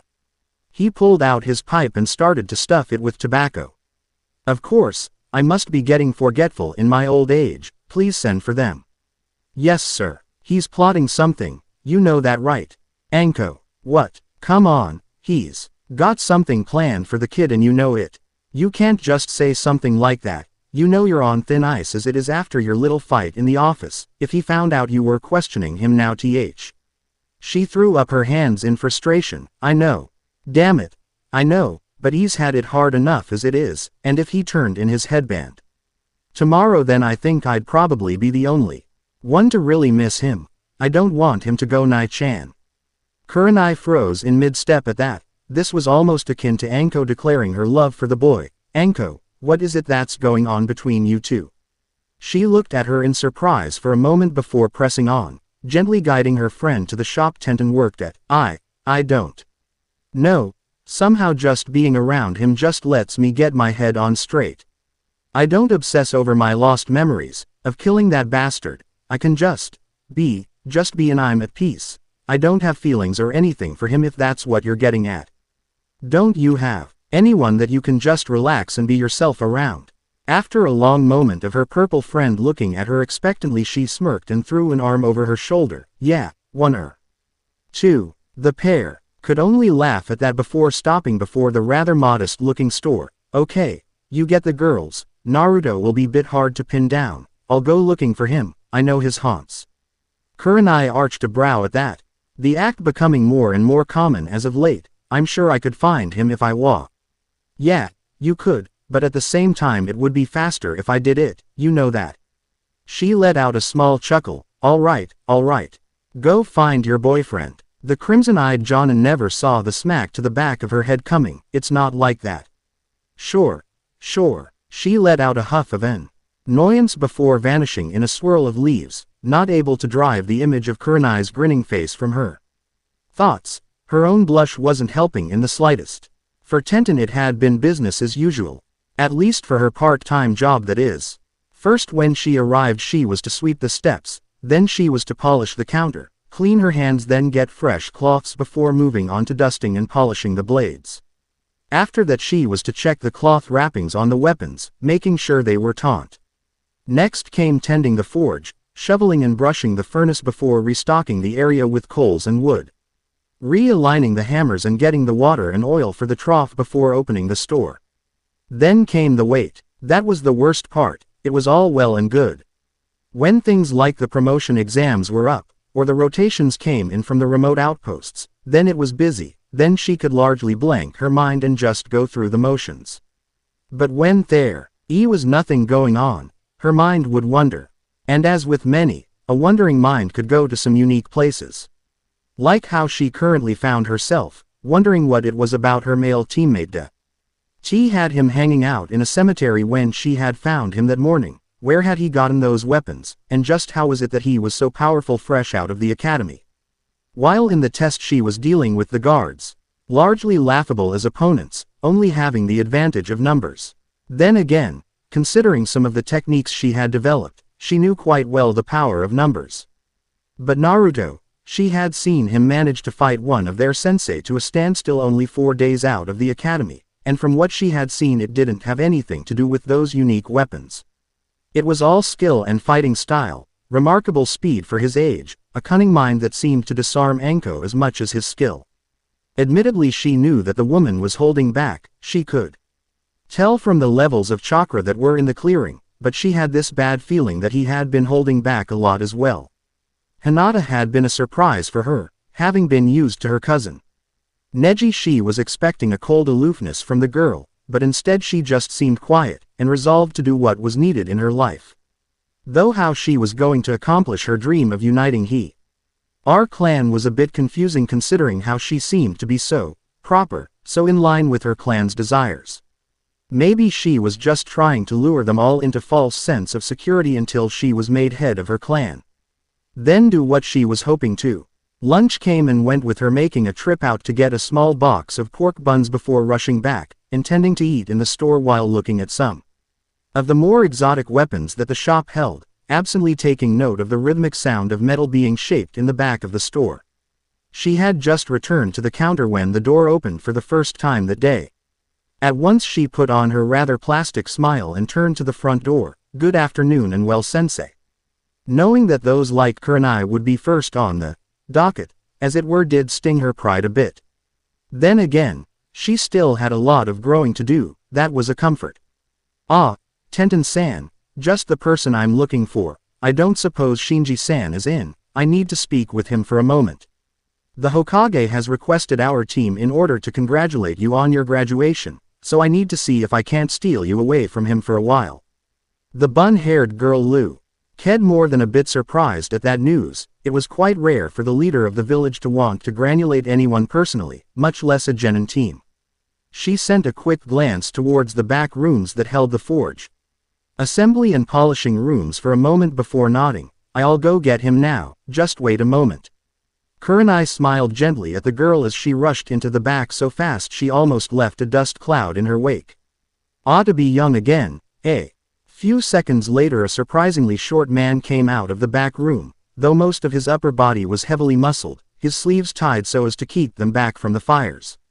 And the immaculately white clothing, almost priestly in many ways, was flawless. Absently he mopped at a sweat-covered brow as he eyed the woman before him critically, his eyes lacking the lewdness that so many men would possess when it came to her. Cautiously peeking from behind the door frame was Tenten, the girl looking quite nervous. After a pregnant pause the man gave an almost invisible nod. "Shinji Kazuhara, at your service." "Kurenai Yuhi, forgive me for disturbing you at your work, but Lord Hokage requested her presence in his office. It shouldn't take more than an hour or two." The man turned slightly, the profile allowing Kurenai to take note of the bald man's features. His eyes were narrowed almost constantly, probably from long years working the forge, his skin looking tough and leathery from the heat, though the wrinkles around his eyes, one of the few things really betraying his age, seemed to be something born more from smiles than frowns. "Is that so? Well then, you better get going, little one. Close up the store before you leave, then maybe I can work in peace for a bit." Again the girl seemed to simply appear from nowhere, bowing deeply to the man. Thank you Shinji-sama, I'll make sure to get back as quickly as I can." He waved her away with a smirk. "Bah. Don't bother, if I know that old windbag you'll be there all afternoon. Take the rest of the day off, and don't worry, you'll still get paid. It's ninja business, I understand well enough." The young girl gave a face-splitting grin before bowing once more, the rushing to get the weapons shop in order. The man giving another small nod to the older woman before disappearing in the back. Kurenai then turned to her student, watching with a small smile as the girl became a blur. "All right Tenten. After this we need to grab Hinata then head to the tower. Maybe if we're lucky we can see that boy you like." Almost as though she had been suddenly nailed to the floor she froze. "Kurenai-sensei. What did Naruto say his name was? Neji?" She gave a slight blush. Don't say such things. That was a long time ago. I don't like him that way anymore." She quirked an eyebrow, a sly smile taking over her features. "Oh, could there be another, say, blonder boy that you may like?" That only caused the brunette to frown, causing the teacher to quirk her eyebrow. "Naruto. No, I don't like him that way. We're not even really friends, just comrades." "That's rather cold." His words, not mine, though it could grow to friendship, in time. The crimson-eyed Jonin felt a bit of sympathy for the young girl. It was looking like this was going to be a long road. Just give it time Tenten. Naruto's been alone for a long time. It's hard for some to understand that that doesn't have to be the case. Much to Kurenai's dismay however, this only seemed to make the young weapon master flinch and stare at the doorknob for a long moment before slamming the key into the lock and turning it. "I know, I'm one of the ones that ignored him, all because the other workers at the orphanage told us to avoid him, that he was dangerous." She gave a small laugh, her eyes shadowed in memory.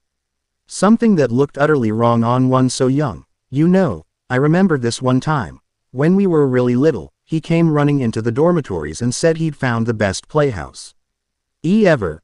Wanted all of us to come and see it." Oh, that piqued her interest.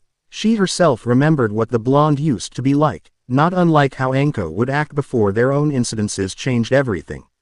Yeah, it was really hot that year and most of the time we were sent outside to play because of how rundown the place was. Naruto said the place was really cool, not that kinda cool, you know what I mean. She waved off her own comment, making the taller of the duo chuckle. Anyway, a bunch of us were really looking forward to it. We started to chase after him, but all the helpers there got in the way and stopped us.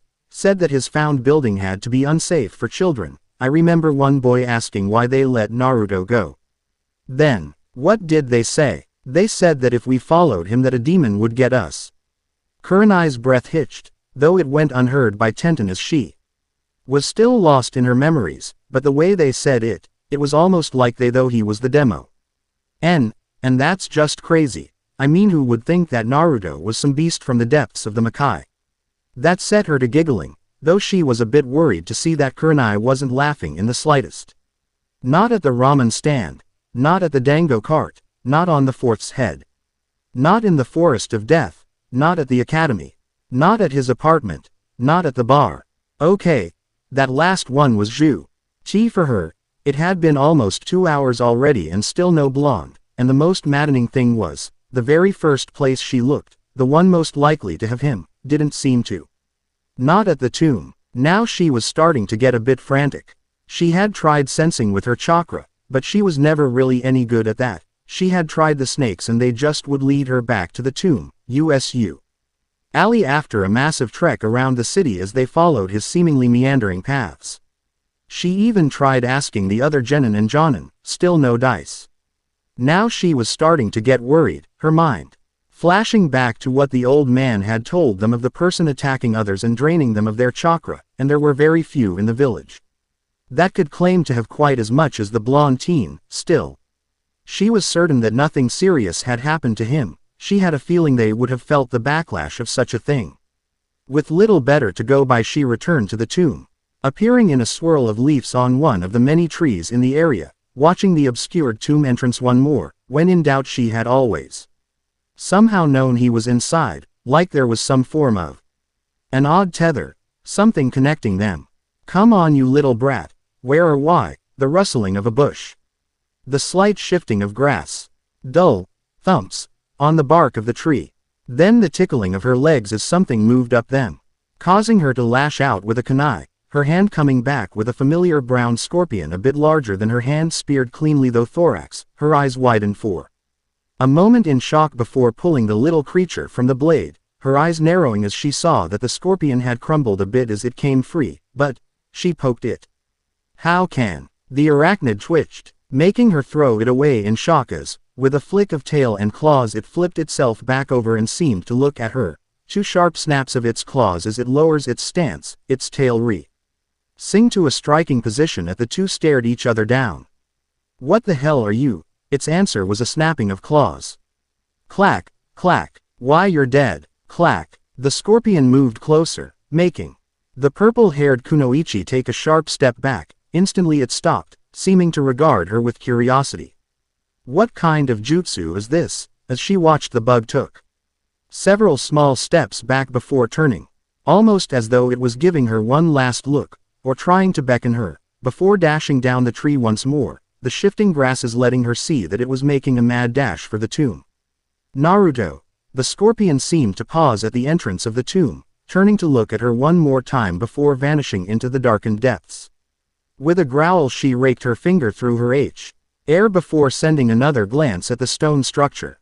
Ah, screw it. With several measured strides, unsure whether or not she really should be doing this, not knowing what could be inside, she reached the stone archway and poked her head inside, her nose wrinkling at the stale air within. With a careful step, she moved over the tripwire, holding carefully mended blade in check, noting that, to a civilian, such a wire would have been almost unnoticeable.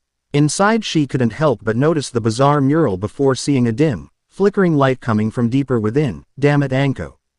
You know better. You've seen enough movies to know not to come in here without enough explosive notes to level a village. Pulling a pair of kunai, she was quick to wrap one of the mentioned notes around the handle while the other she used to cautiously peer around the corner. showing a well-lit room at the end of a hall, one with what looked to be a throne of some form. Using every ounce of stealth she possessed, she hugged the wall, crouching lower and taking careful steps, doing everything in her power to silence herself. She knew that if Naruto really was in here, then he would be none too happy with her intrusion, and worse, if someone else had entered and attacked him, that she would be in tight quarters, something she didn't excel at fighting in. Orochimaru may have been a genius, but his taijutsu style, and hers, by extension, needed a lot of room to move, something that even the great Sannin wouldn't forget, and made sure she didn't either. Finally reaching the larger room, she froze, her jaw hanging loose as she gazed upon not one, but two glittering chairs of gold and precious stones, both of them almost lovingly maintained to the point that the reddish gold shone like the sun in the firelight. The room carefully swept, and even the odd symbols on the wall looked to have been restored. However, it was the symbols on the things that really surprised her. The one on the right was made up of images not unlike those that Naruto bore on his armor and staff, while the other seemed to have a large number of snakes and scorpions. Naruto, what the hell is going on? Her ears tched as she picked up the sound of legs skittering once more, her eyes drawn to another of the hallways to see the scorpion from before, the hole still clearly visible in its back as it scurried down one of the adjoining halls. Making a note to study the chairs more closely, she made to follow, making sure to tap the toes of her sandals together once, letting a small bit of chalk appear on the toe. Something that had helped her in castles or other winding structures before. She made a tiny mark on the wall as she went, taking note just how much larger the structure was now that she was moving down, the hall having led to a small, almost laughably tight spiral staircase, that, every dozen feet or so, seemed to take off in another hallway or series of rooms. Her only clue as to where she was going was the persistent sound of the tiny legs on stone below her. 5 times did she see such pathways before the staircase seemed to end, opening into a hallway wide enough for 10 men to stand abreast in. More of the odd torches lighting the path ever deeper, though at her feet at the hall's entrance was the small scorpion, seemingly waiting on her. The Jonin dropped smoothly to one knee before the little creature. As she looked closer, the hole she had inflicted seemed to be closing up, the closer position letting her see that the very specks of sand seemed to be crawling up its body and merging into the shell. Healing it. Okay, little guy, you got me down here. Where's Naruto? Is he all right? CL clack. Asterisk. Fighting the urge to jump, the little creature quickly moved up her legs, across her body to finally come to rest on her shoulder, one of the pincers seeming to gesture for her to move on. Right, you know that if you try anything, or if this was some kinda trick, that the last thing I will do is crush you into paste. Right. Clack. Clack. Why do I have a feeling that I should be insulted? Clack. Asterisk. Okay. Okay. I'm going. Feeling, oddly, more confident with the scorpion resting on her shoulder pressed on another mark on wall as she moved, though she had felt a bit foolish. After all, it was a rather straightforward path. It took her 3 slow counts of 20 to reach the end. The space opening up into a massive chamber that, if anything, held more splendor than the one above. Firstly, flanking the entryway, were 2 utterly massive obsidian scorpions, both with their claws and tails drawn up close to their bodies, as though they were at rest. Each of the seemingly stone guardians were a true sight to behold, each of the great claws large enough to easily cut 3 men in half.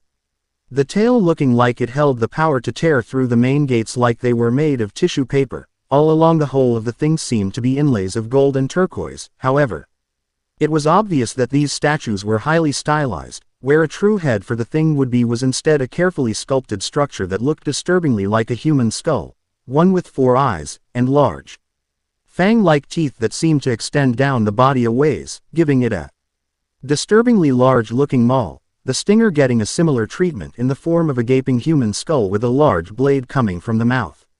However, as intimidating as these figures were, they paled in comparison to what they seemed to be guarding. There, extending further into the massive chamber, was what looked like a road flanked with columns, some extending clear into the darkened heights of the room for support while others helped at the apex what looked to be a vulture. However, they looked far too large. Each able to hold a human head easily in one of its massive claws, the whole of the bodies wrapped in bandage with a golden necklace of sorts, not unlike what Naruto's armor bore, around their necks. The things had their wings folded, like any bird that would sit atop its perch. Between each of the pillars lay row upon row of chariots, seemingly entombed with their riders' horses whole. The flesh long since fallen off the bone, but giving a stark example, as if the room above hadn't been enough, of the wealth that the builders possessed. Standing aside each of the chariots were even more warriors, many bearing shields and spears, behind them row upon row of archers. An army of the dead, one large enough to cause major trouble for any city, if they were alive. Clack! Anko paled even as her eyes widened further. If something could make a dead scorpion move. A sharp pain shook her from her thoughts, making her glare at the scorpion that had pinched her, leaving a small cut in her skin. It looked to be pointing again. Following its claw she noticed what looked to be a temple at the far end of the room, the structure gleaming pale white while the golds, blues and greens helped to carry the light, though it was still very hard to see the ceiling. Is he in there? CL clack. In the dimly lit room, it seemed to take her hours to reach the temple, the columns being far smaller than the main support ones that reached the ceiling, but that was made up for with the grandeur of the statues and reliefs she saw on the outside, many of them looking almost half-finished. One face seemed to jump at her more than any other, that of the mask that Naruto had been wearing the past several days, the form of a woman with a serpentine staff with a long claw. As she reached out a hand to touch the face, she froze.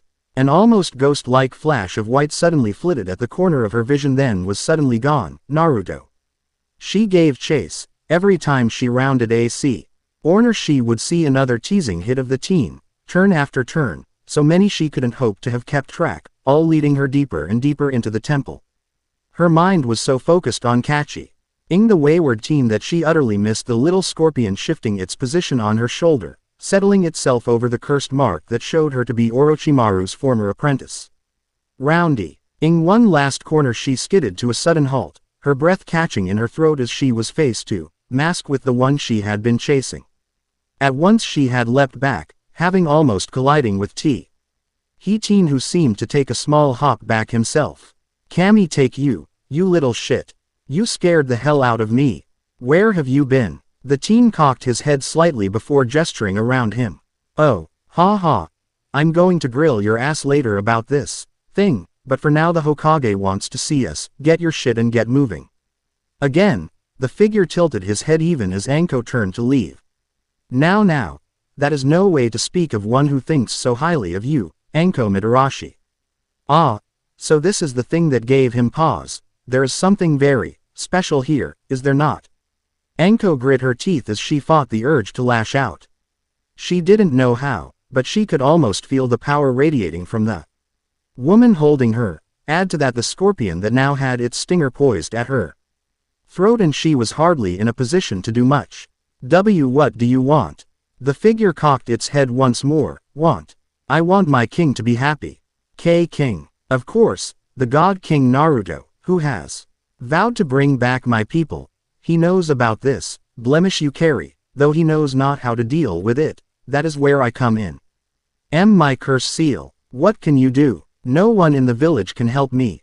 An almost lyrical tone echoed throughout the halls, her slightly higher giggle. Oh, young Anko, you should know by now that you cannot truly say you were in your village at this time. The woman started to circle her, her hands skimming her form to take her by the shoulders before ghosting up and down her arms, sending a shiver through woman. We are as far beyond your people as yours would be beyond a tribal, though it may not seem as such here. We have been gone for a very long time. Where is Naruto? You keep saying he's the one who wants to help me, but where is he? Her smile could almost be seen through the mask. It came through so clearly in her voice. Lord Naruto is at rest, speaking with his priests about ways to help your home. You should thank him. He is as drawn to you as you are to him. And it is his will that has let you come this far, though he does not know that we are speaking now. He wishes to keep me hidden away, thinking I am still so weak. Who are you? Ah, now that would be telling. I will simply say that I am most precious to my lord, just as he is precious to me. Keep that little one with you. The more simple the creature, the easier it is to sense out the nature of your mark. No thoughts to get in the way. In time we will have the answers you seek. Though I will tell you now, what you bear is not what you think, it has so much more hidden within. And what hides it is not what the giver created, someone has come. After, someone, tampered with it. The masked woman seemed to frown. No, not tampered per se, it was hidden, and hindered. I can tell it causes you pain, that is. Why? Ninja is what your kind are known as, yes. Did they not often hide things? Like with my king, she could only give a hesitant nod, the thought of someone doing something purposely. So above and beyond what Orochimaru had done, who would? Why? What about Naruto? How's he involved? The woman seemed to pull back, having circled her several times, drifting back to sit slightly on one of the slabs. That is not for me to say. Our liege himself is still attempting to discern the reason. With that one's help, she pointed to the scorpion, we will know more. But, why? Why does he want to help me? The woman brought a hand up to cover her mouth, an utterly feminine gesture she had seen Kurenai make 1,000 times before as another giggle echoed through the temple. Is this so hard to understand? Anko could only look at her with almost hopeless confusion. You were kind to him when he was alone, even if it was only a presence. He needs no other reason. The weight of what she had said took several long moments to sink in, her knees starting to feel like jelly. First all the incredible things she had seen and heard, then simply because she'd wanted to be around the kid he had somehow found a way to help her, to find those that could finally let her understand what had been done to her. It was unreal, and it all seemed to hinge on a tomb of all things. You are not looking well, young one. Perhaps you should rest. I think that's a good idea. Come, I will take you to him. He has need of rest as well, and it will give you time to speak, to just be.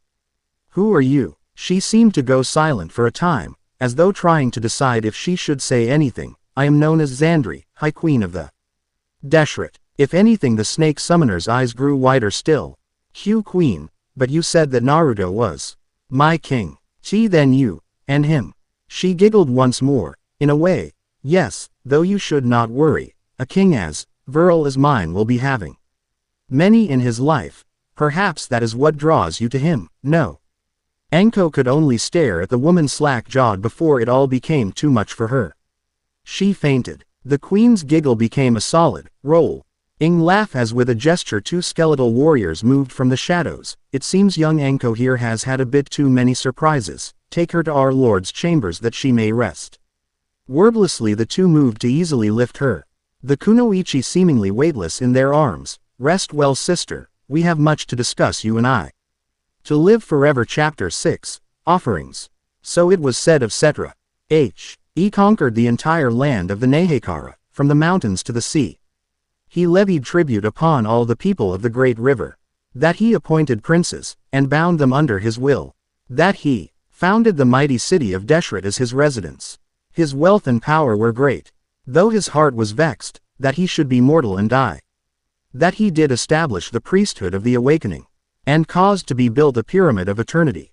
That he was the first king to be wrapped for his awakening, to his reign of millions of years. Translated from the hieroglyphics at the Pillar of Remembrance. Her vision swam, hints of color, ghosts of faces, it was all a jumble. A blur. She caught glimpses of a great city, legions of people and massive buildings that reached to the heavens. She saw great swarms of horse-drawn, 2-man vehicles sweepings across the deserts, causing sandstorms in their wake. Ships that were horribly long, enough to hold hundreds of men, all using long, flexible poles to propel themselves forward. Upstream of a great river. Her vision slowly began to clear, spotting things more familiar, yet at the same time she could somehow still feel the other place overlaid. The forest of death, yet at the same time it was a great horse paddock, where men were training and breaking beautiful animals.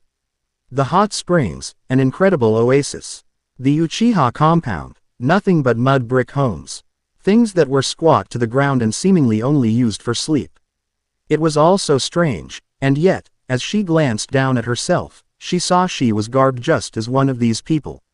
Smiled at and waved to as she moved down the streets. A few of the men sending her soft, shy smiles.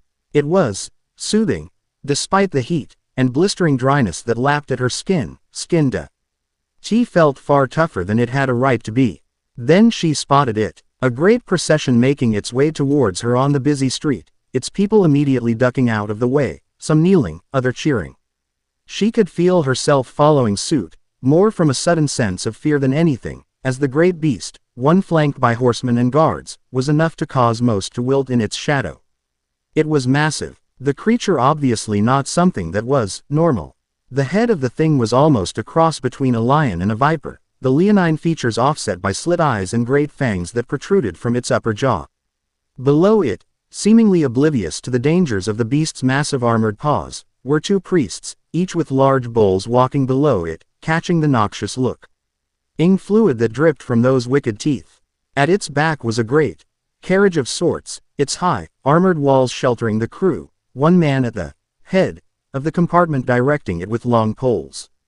However, it was the massive, scorpion-like tail, and the searing heat that poured from the beast's maw that was truly off-putting. Beyond that, the creature's great bulk, one of pale, sandy fur, was almost totally covered with armor, ensuring that the great beast would never fall in battle. She had to flinch with every step it took, the great monster standing almost 30 feet tall as it strode with purpose. Each step shaking the ground and causing dust and sand to spill from the buildings.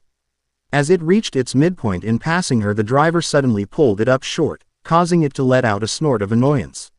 Something that sent a great gout of fire into the air, much to the cheers of the people around her. Finally chancing a look up, she saw a gilded staircase being put into position, causing all chatter on the streets to draw up short as they stared with wide eyes. Slowly a man stood, his features hidden in the halo of light that surrounded him as he turned and stared. The man then slowly reached out to her, and despite the blinding light, she could see a smile, and bright, blue eyes. Naruto. Her pulse was racing, her chest heaving with every great breath. Her skin shone with cold sweat, something that had only happened to her in her darkest moments when remembering Orochimaru.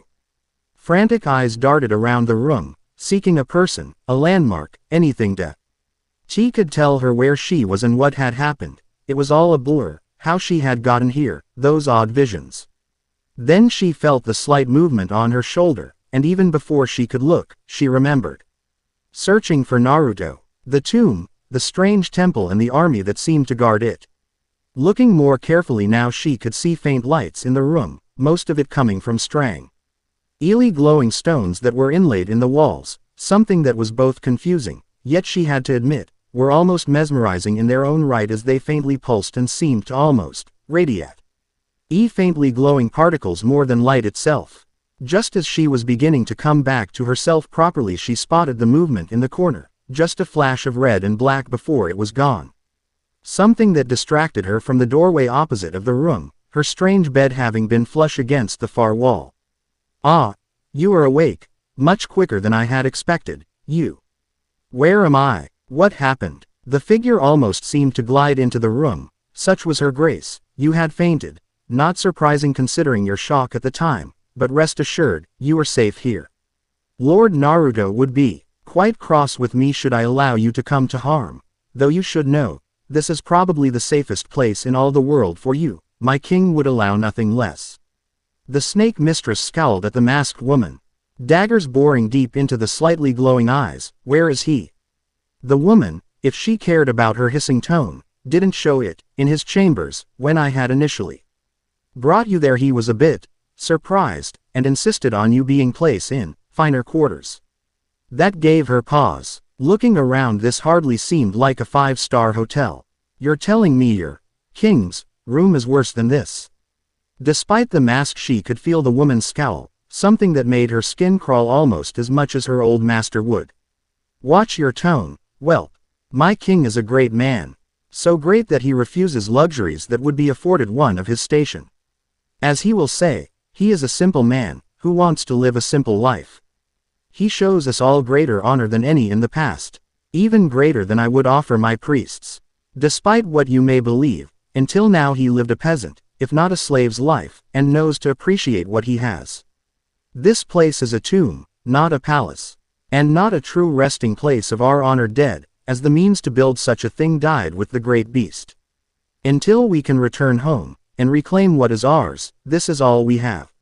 Something he was willing to give up to you, and I. Because he cares for us. Anko could only let her head fall back heavily onto the buckwheat pillow as she stared at the ceiling. Is that really the way the brat thought? Is that how he lived? With a fraction of what was here he could have bought whole sectors of space within the village. So why, can you take me to him?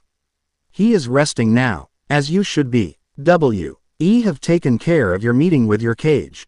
Though that man seemed to be plotting something, and was quite keen to try and learn what he could about my liege's abilities and his items. I had the distinct feeling that he was close to ordering his staff turned over for the sake of village security, though such a thing would have ended poorly for those involved. For now rest young Anko. Tomer, Ro, you will be refreshed and ready for your answers. That made the woman's eyes widen. She missed the meeting. And the Hokage didn't notice. Still, I would like to see him, so I know this isn't some kind of dream. Xandri gave a slow nod, as if weighing the pros and cons before she extended a gloved hand. Very well. I shall dispel your thoughts of the dream. Come, but do not gawk too long at the things you will see. It is rude, and such things will not be tolerated. Anko could feel the threat in the woman's voice.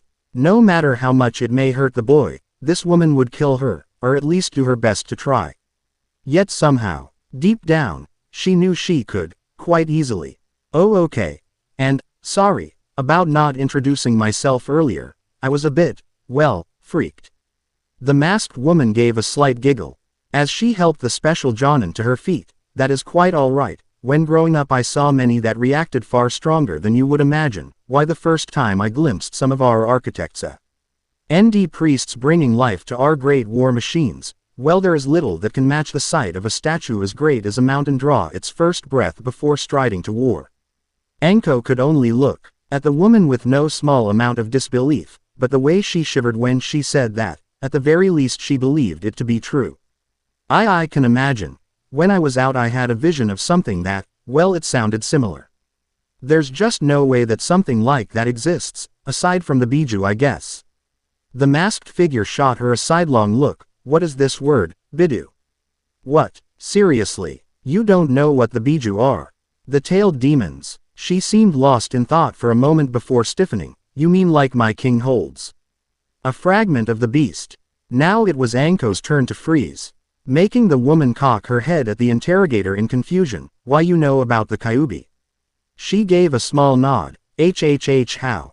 A gloved hand came up to cover her mouth, as she giggled. I have always known. Since the day Lord Naruto first entered this place. As to how, let me say that I know the beast, personally, at least in part. No buts. We are close now. I can answer your questions should my king allow.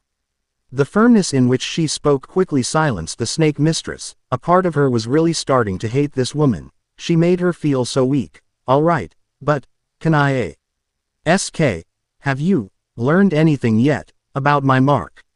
Much to her surprise the robed figure's hand lashed out, coming to hover over the little scorpion for a time, an odd tingling of chakra running from the woman's hand through the scorpion and into the mark. Truthfully I expected you to ask about this sooner. Perhaps you are not as selfish as I had feared. Anko could only scowl at her. This little one has yet to go beyond the first layer. It seems the final script applied was designed to make the others, and what your blemish truly appears as, appear differently, but I cannot remove the first lay. As of yet, it is ingrained into the others. Still, for less than a day that is remarkable progress. It would seem that the sealing arts have grown stagnant over the millennium, my lords. Seal was the most impressive I have seen at this point, and even it is simple, if time-consuming, to unravel. Anko could only gape at that. Who were these people that the Yondaime's seal was simple? Then the later of what she said struck, and sent a thrill of fear up her spine. You're unraveling it. Again, another sidling glance. When did I say that? I said it was simple to do so, not that it was being done. We are not so foolish to let one of the shards walk free.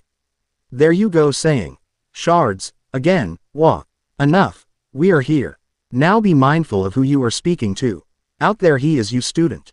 In here he is the king, and our lord. Do not make me regret my decision in bringing you here. Anko gave a shaky nod as the woman's aura of power seemed to grow for a moment, only to then shrink before. She spoke to the rather simple linen curtain. If they hadn't stopped there, then Anko would have thought it a simple hanging, as the doorway was much smaller than she would have thought a door to be, being slightly smaller than her own height, and she was far from being the tallest in the village. "My king, our guest has awoken." There was a long pause, one that almost had Anko believing that she had been had. That this was all some elaborate ruse to set her up before knocking her down. Again, then just as she was prepared to lay into the masked woman, she heard a very tired, very hoarse-sounding voice, "My queen. You do not need to stand on ceremony with me. Please, enter, and bring Anko-san. I feel there is much we need to discuss, she and I." A large, nervous gulp later and Anko moved to step in. Only to have a hand take her by the shoulder. "My lord, do you need water?" Another heavy rasp, "That is being seen to." The woman, Xandri, seemed to still be hesitant, only to suddenly relax as a soft clicking sound was heard behind them, making Anko quickly turn and promptly let out a shriek of fright. "Ah, Kakashi, my eternal rival, I hear you have finally found the joys of taking a team of your own. Tell me, did you get who you wanted?" Said man, a tall-ish, lengthy man with wildly spiked gray hair, glanced over the lip of his book with a rather bored look in his one visible eye, the other being obscured by a headband. "My team, in part. I got the Uchiha, but my second pick was already chosen by a new Jonin." "Ah, yes, young Kurenai-san, the newest flower to join our ranks. I heard her fifth pick was Naruto. Quite surprising, really." Kakashi slowly rose the book back to its position, yet his posture seemed to say that he was both lazing, but still paying attention to the man in green spandex. "I agree.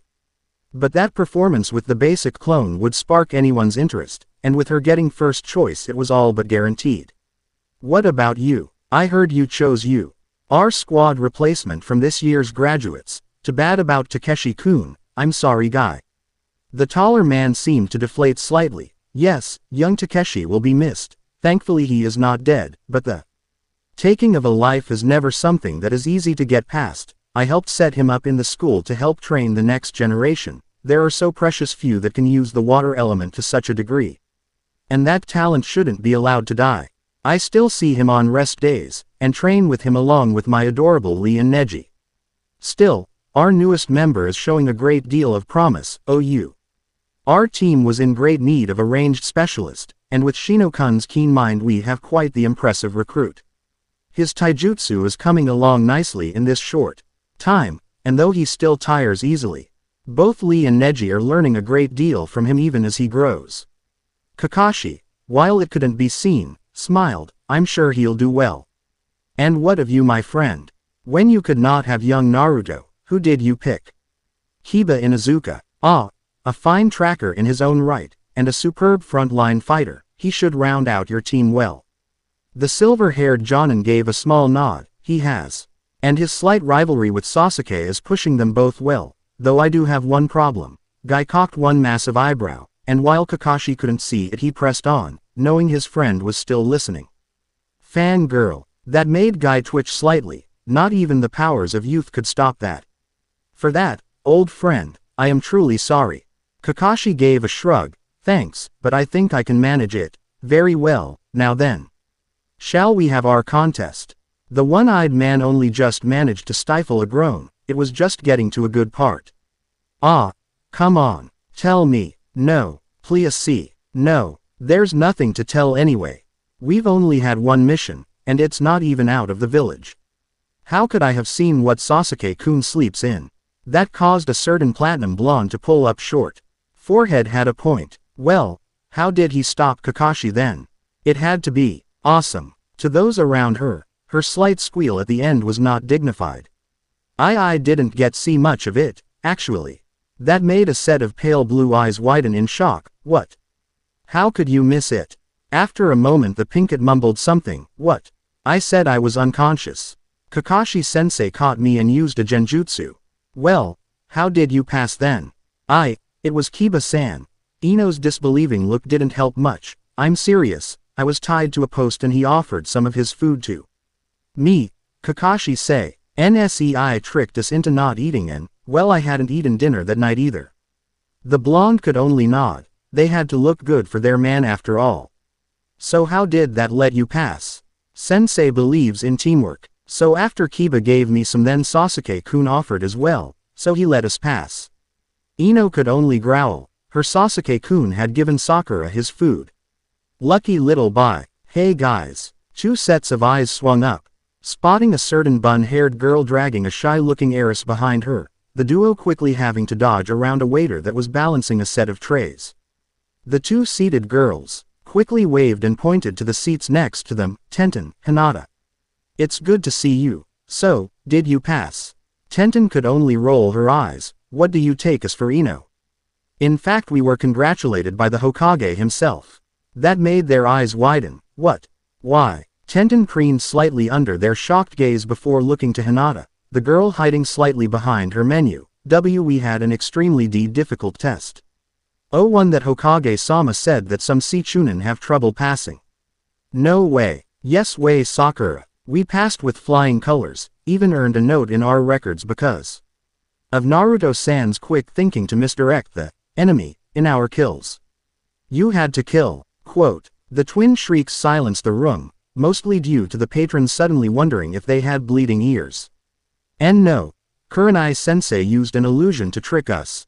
The two visibly relaxed. That's a little more believable. So are you two just out seeing the town? Tenten gave a half shrug. Nah, I ran into Hina. Ta-san here and thought we'd look for our third for some training. Hokage-sama have us the day off for performing above and beyond on our test. Still, without school it's a little boring just lazing around, so we thought we'd find him. That made Sakura scoff. Good luck there. If that guy doesn't want to be found, then he won't be. We've tried before. Oh, Sakura's brow twitched slightly at the weapon girl's tone. Don't get the wrong idea, but after seeing his clothing, Ino and I were curious. They don't sell things like that around the village, so we were going to ask where he got them. And what did you find out?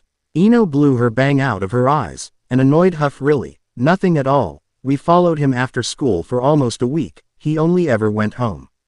Though once when the Suna merchant caravan was in town we saw him trade some skins for a bolt of cloth, but he just carried it home. Best we can tell he makes it. That made the two look a bit worried, something that set off the curiosity bell in the blonde's head. What? Of the two, Tenten seemed the most affected, memories of the two of back in the orphanage flashing through her mind. Well, Naruto had to cut up his cloak in our test, so he wouldn't be seen, if he did make it. The blonde and Pinkett shot each other a glance. What do you mean, so you wouldn't be seen? It was a simulated night mission, we didn't know. But Naruto-kun had his cloak, he cut it in half for us to use, we'll have to replace it. Sakura could only snort at the answer. Please, you saw those gold toys of his, he's not hurting for cash. Those are his weapons, Sakura-san, he can't really sell those now, can he? No. But if he has those, and he fights with them, imagine what else he might have. Four sets of eyes widened as the realization washed over them. What could that blonde baka be hiding? Anko had seen some shit in her life, even if she couldn't remember it all. The horrible pain and visions from her cursed seal. Assassination missions. Torture sessions that would turn the best of stomachs, many of which she herself had actually conducted. Yet nothing in her life had prepared her for the creature that had met up behind her in the dim of the tomb. There, standing utterly still, was a skeleton of all things, the bones draped in tattered linen that, if it had been new, would probably be one of the finest gowns or robes she had ever laid eyes upon. However, in its current state, it was little more than a moth-eaten draping to help hide some of the see-throughness of the body. That was the word her panicked mind had come up with. She thought it was pretty good, all things considered. www.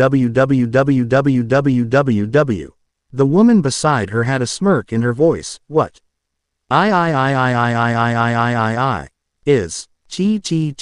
That. Yes. Quote. I told you, young one.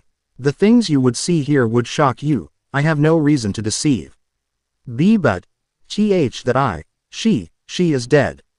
How? I think that is something for my king to explain. Now, please stand aside. He needs water. Almost as if by some unseen command, the second Anko had stepped aside. The body strode forward, parting the hanging cloth like a wraith. Only that, faint clicking of foot bones on stone alerting her to the presence of the creature at all. After a moment, with Xandri watching her like a hawk, the bones re-emerged and moved down one of the many side passages. The haunting white of the bones was more than needed to scar his special Jonan's mind. "Come now, child, we will speak to my lord." Anko could only nod dumbly, making sure to bend in such a way as to watch the hallways as long as she could. Was she still asleep? That had to be it. As the last of the cloth fell behind her, ticking the back of her neck, she turned to face the voice that seemed to hold all the answers. Despite what she thought possible, what she saw she was not expecting. The room she had entered really couldn't be called such. Truthfully, she had seen closets that were probably larger. What this was a small antechamber, one that looked as though it was meant to hold bodies, much like a catacomb, rather than the king of a people. Set into the wall there were 3 alcoves, and judging from the remnants left within them she had been right. This was a place for the dead to rest. There was hardly enough room to fit the chair at the end of the small space, one that the blonde boy that had haunted her thoughts now sat in, the golden platter holding an equally exquisite pitcher and goblet sitting on the floor seemingly forgotten as the teen rose, the movement seeming to strain for one of his age, before giving a bow and taking his seat once more. Worse yet, his skin, while never very dark, seemed pale, too pale really, his cheekbones showing, his eye sockets slightly sunken. He looked like death warmed over, and a part of her was terrified that that held special meaning in this place. "Ah, Anko-sensei. I apologize for not seeing you sooner. I thought you may be asleep a bit longer. And was about to settle in myself. Queen Xandri, thank you for bringing her here. I trust it wasn't too much of a bother." The masked woman quickly shook her head. "No, my liege, no trouble at all. In fact, she has been on her best behavior, only a single minor incident upon seeing your servant." That made the boy chuckle, the sound raspy and old. Quickly he scooped up the goblet and took a small draw. "So I heard. While I didn't react quite so strongly, I'm sure that anyone else will upon seeing my people. Time was not kind to them." "That is hardly your fault, my L. Megumi-chan. That is quite enough. You don't have to stand on ceremony with me, most especially not here. Now then, I'm sure you have questions, sensei. Please, whenever you're ready." The man with off-purple hair could only stare a moment longer, trying to order her thoughts, before taking a deep breath to calm herself. What the fuck is going on? Naruto was actually expecting her to punch him. So there was some progress being made. "Yes, I gathered you would want to know this much. However, that is a rather broad topic. Is there a place you would like to start? Why are there dead things up and walking around? What is this scorpion thing? Who the hell is she? How is she your queen?" Quote. Naruto gave a small smile at the woman. Even Xandri was chuckling softly behind her. The short answer: "Because I willed them, a pet. This is Xandri, high priestess and queen of my people, and she is my queen because she wanted me to be her king." Anko could only stare with a slack jaw. That doesn't answer shit. Quote. This time it was the queen who spoke, does it not? "I had been at rest here for an eternity, when my king entered this place as a child and decided this would be a good playground. With only the matron to truly care where he went, he starting spending all his time here, treating my form as an imaginary friend, I suppose you could say. My statue, myself, was placed in my throne upon entombment. The night of Lord Naruto's ascension into military ranks, I gave him a test, or perhaps it would be better to say, Asaf issued the test, to see if he was worthy of me. I am her most beloved after all." "Who?" Naruto raised his hand slightly, forestalling the explanation. "This is one of the goddesses of my people. Explaining it all will take far more time than I think you wish to spend. Suffice it to say, I passed. Though I believed I hadn't. That night Mizuki tried to take the scroll, and grievously injured Uruka-sensei. Seeing that, coupled with the revelation of the Kyuubi, I snapped. And drew on far more chakra than was needed. I awoke the Deshret, and my destiny. Destiny. To rule. I will not lie to you, Anko-sensei. You, Kurenai, Neko and Mongoose were too important to me to do such a thing to. Though for now only you can know this, as I wish to extend to you the same kindness that you have shown me over the years. To rule. To rule what? The world." Her eyes widened in shock.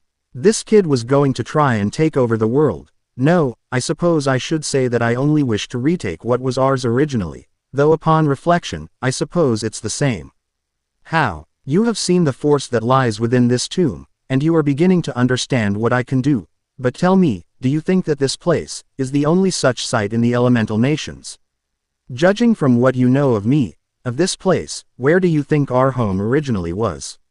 Anko's mind flashed back to the times she had seen the boy in the market, speaking so animatedly with the caravan masters, but really only to a select few. Suna, your people are from Suna. The masked woman cleared her throat, quickly drawing Anko's gaze. Yes, and no, my people were founded in Suna. Naruto's people will be born there. Why tell me all this? You know I can go to the Hokage, he will stop you from leaving, stop your plans. Naruto flinched slightly at that even as an oppressive aura began to flare behind her. The woman's violet eyes glowing brightly in the mask. Anko-chan, would you really go that far? You know this place holds next to nothing for me, only a smattering of people. He rest of the village would sooner celebrate my death than mourn it. Now it was the snake mistress's turn to flinch. But you can't go. What about your teammates? What about Kurenai and me? You go and Hyatt. The young king seemed to deflate in his chair slightly, though there was a small smile there. My team, there are no bonds there as of yet, nothing to truly sever. Only you and the others would truly miss me. Maybe that duo from the ramen stand, or the old woman from the dango shop, but we both know there is no true future for me. Here, Anko felt the dull sting of tears in her eyes. Our vision downcast as she thought about not being able to see the one that brought her hope every day, the one that made her believe that she may one day get her memories back. However, out there I can have a future. Out there among the dunes I can return life to the deserts. I can help the people that live there with things that were long lost, things that allowed us to thrive in that hell. Anko could only watch as the boy rose, his former fatigue seeming to burn away even as deep blue chakra began to swirl around him.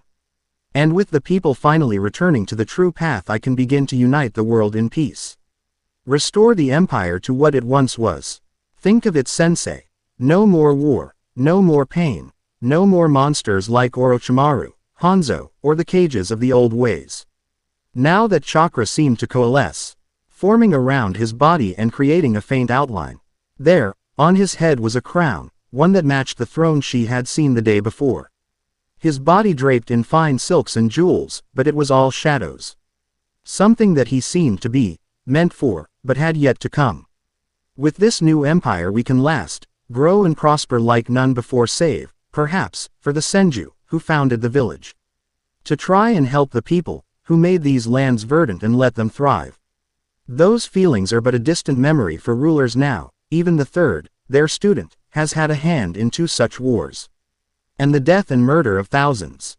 She couldn't argue that, and now, the boy standing before her seemed every bit the king, his flesh a darker, healthier tone, his eyes shining like the deepest sea even as he gave an aura of one that would last for an eternity. As he spoke his chakra continued to dance, slowing spreading out into the stone floor, every inch of it seeming to restore life to the place. After a moment, almost as if she was in a trance, and with the visions of her mad dreams dancing in the back of her eyes, she dropped to her knees, her eyes downcast and seemingly unable to look up at him. But no more. With my rise I will bring hope, with my wisdom I will bring understanding, with my might I will rule. And I will fight for peace. She could feel it, she could almost touch it, the truth of it all. Her eyes clenched shut as she tried to hold on to it. Then she felt it, a gentle touch to her chin, one that caused her whole body to jerk as chakra flowed through her. Slowly the fingertips drew her up to look at him, showing him in all his grandeur. Just as in her vision. But I cannot do it alone, Anko-chan. The end. I hope you enjoyed this episode. Remember to subscribe and like this video. See you in the next video.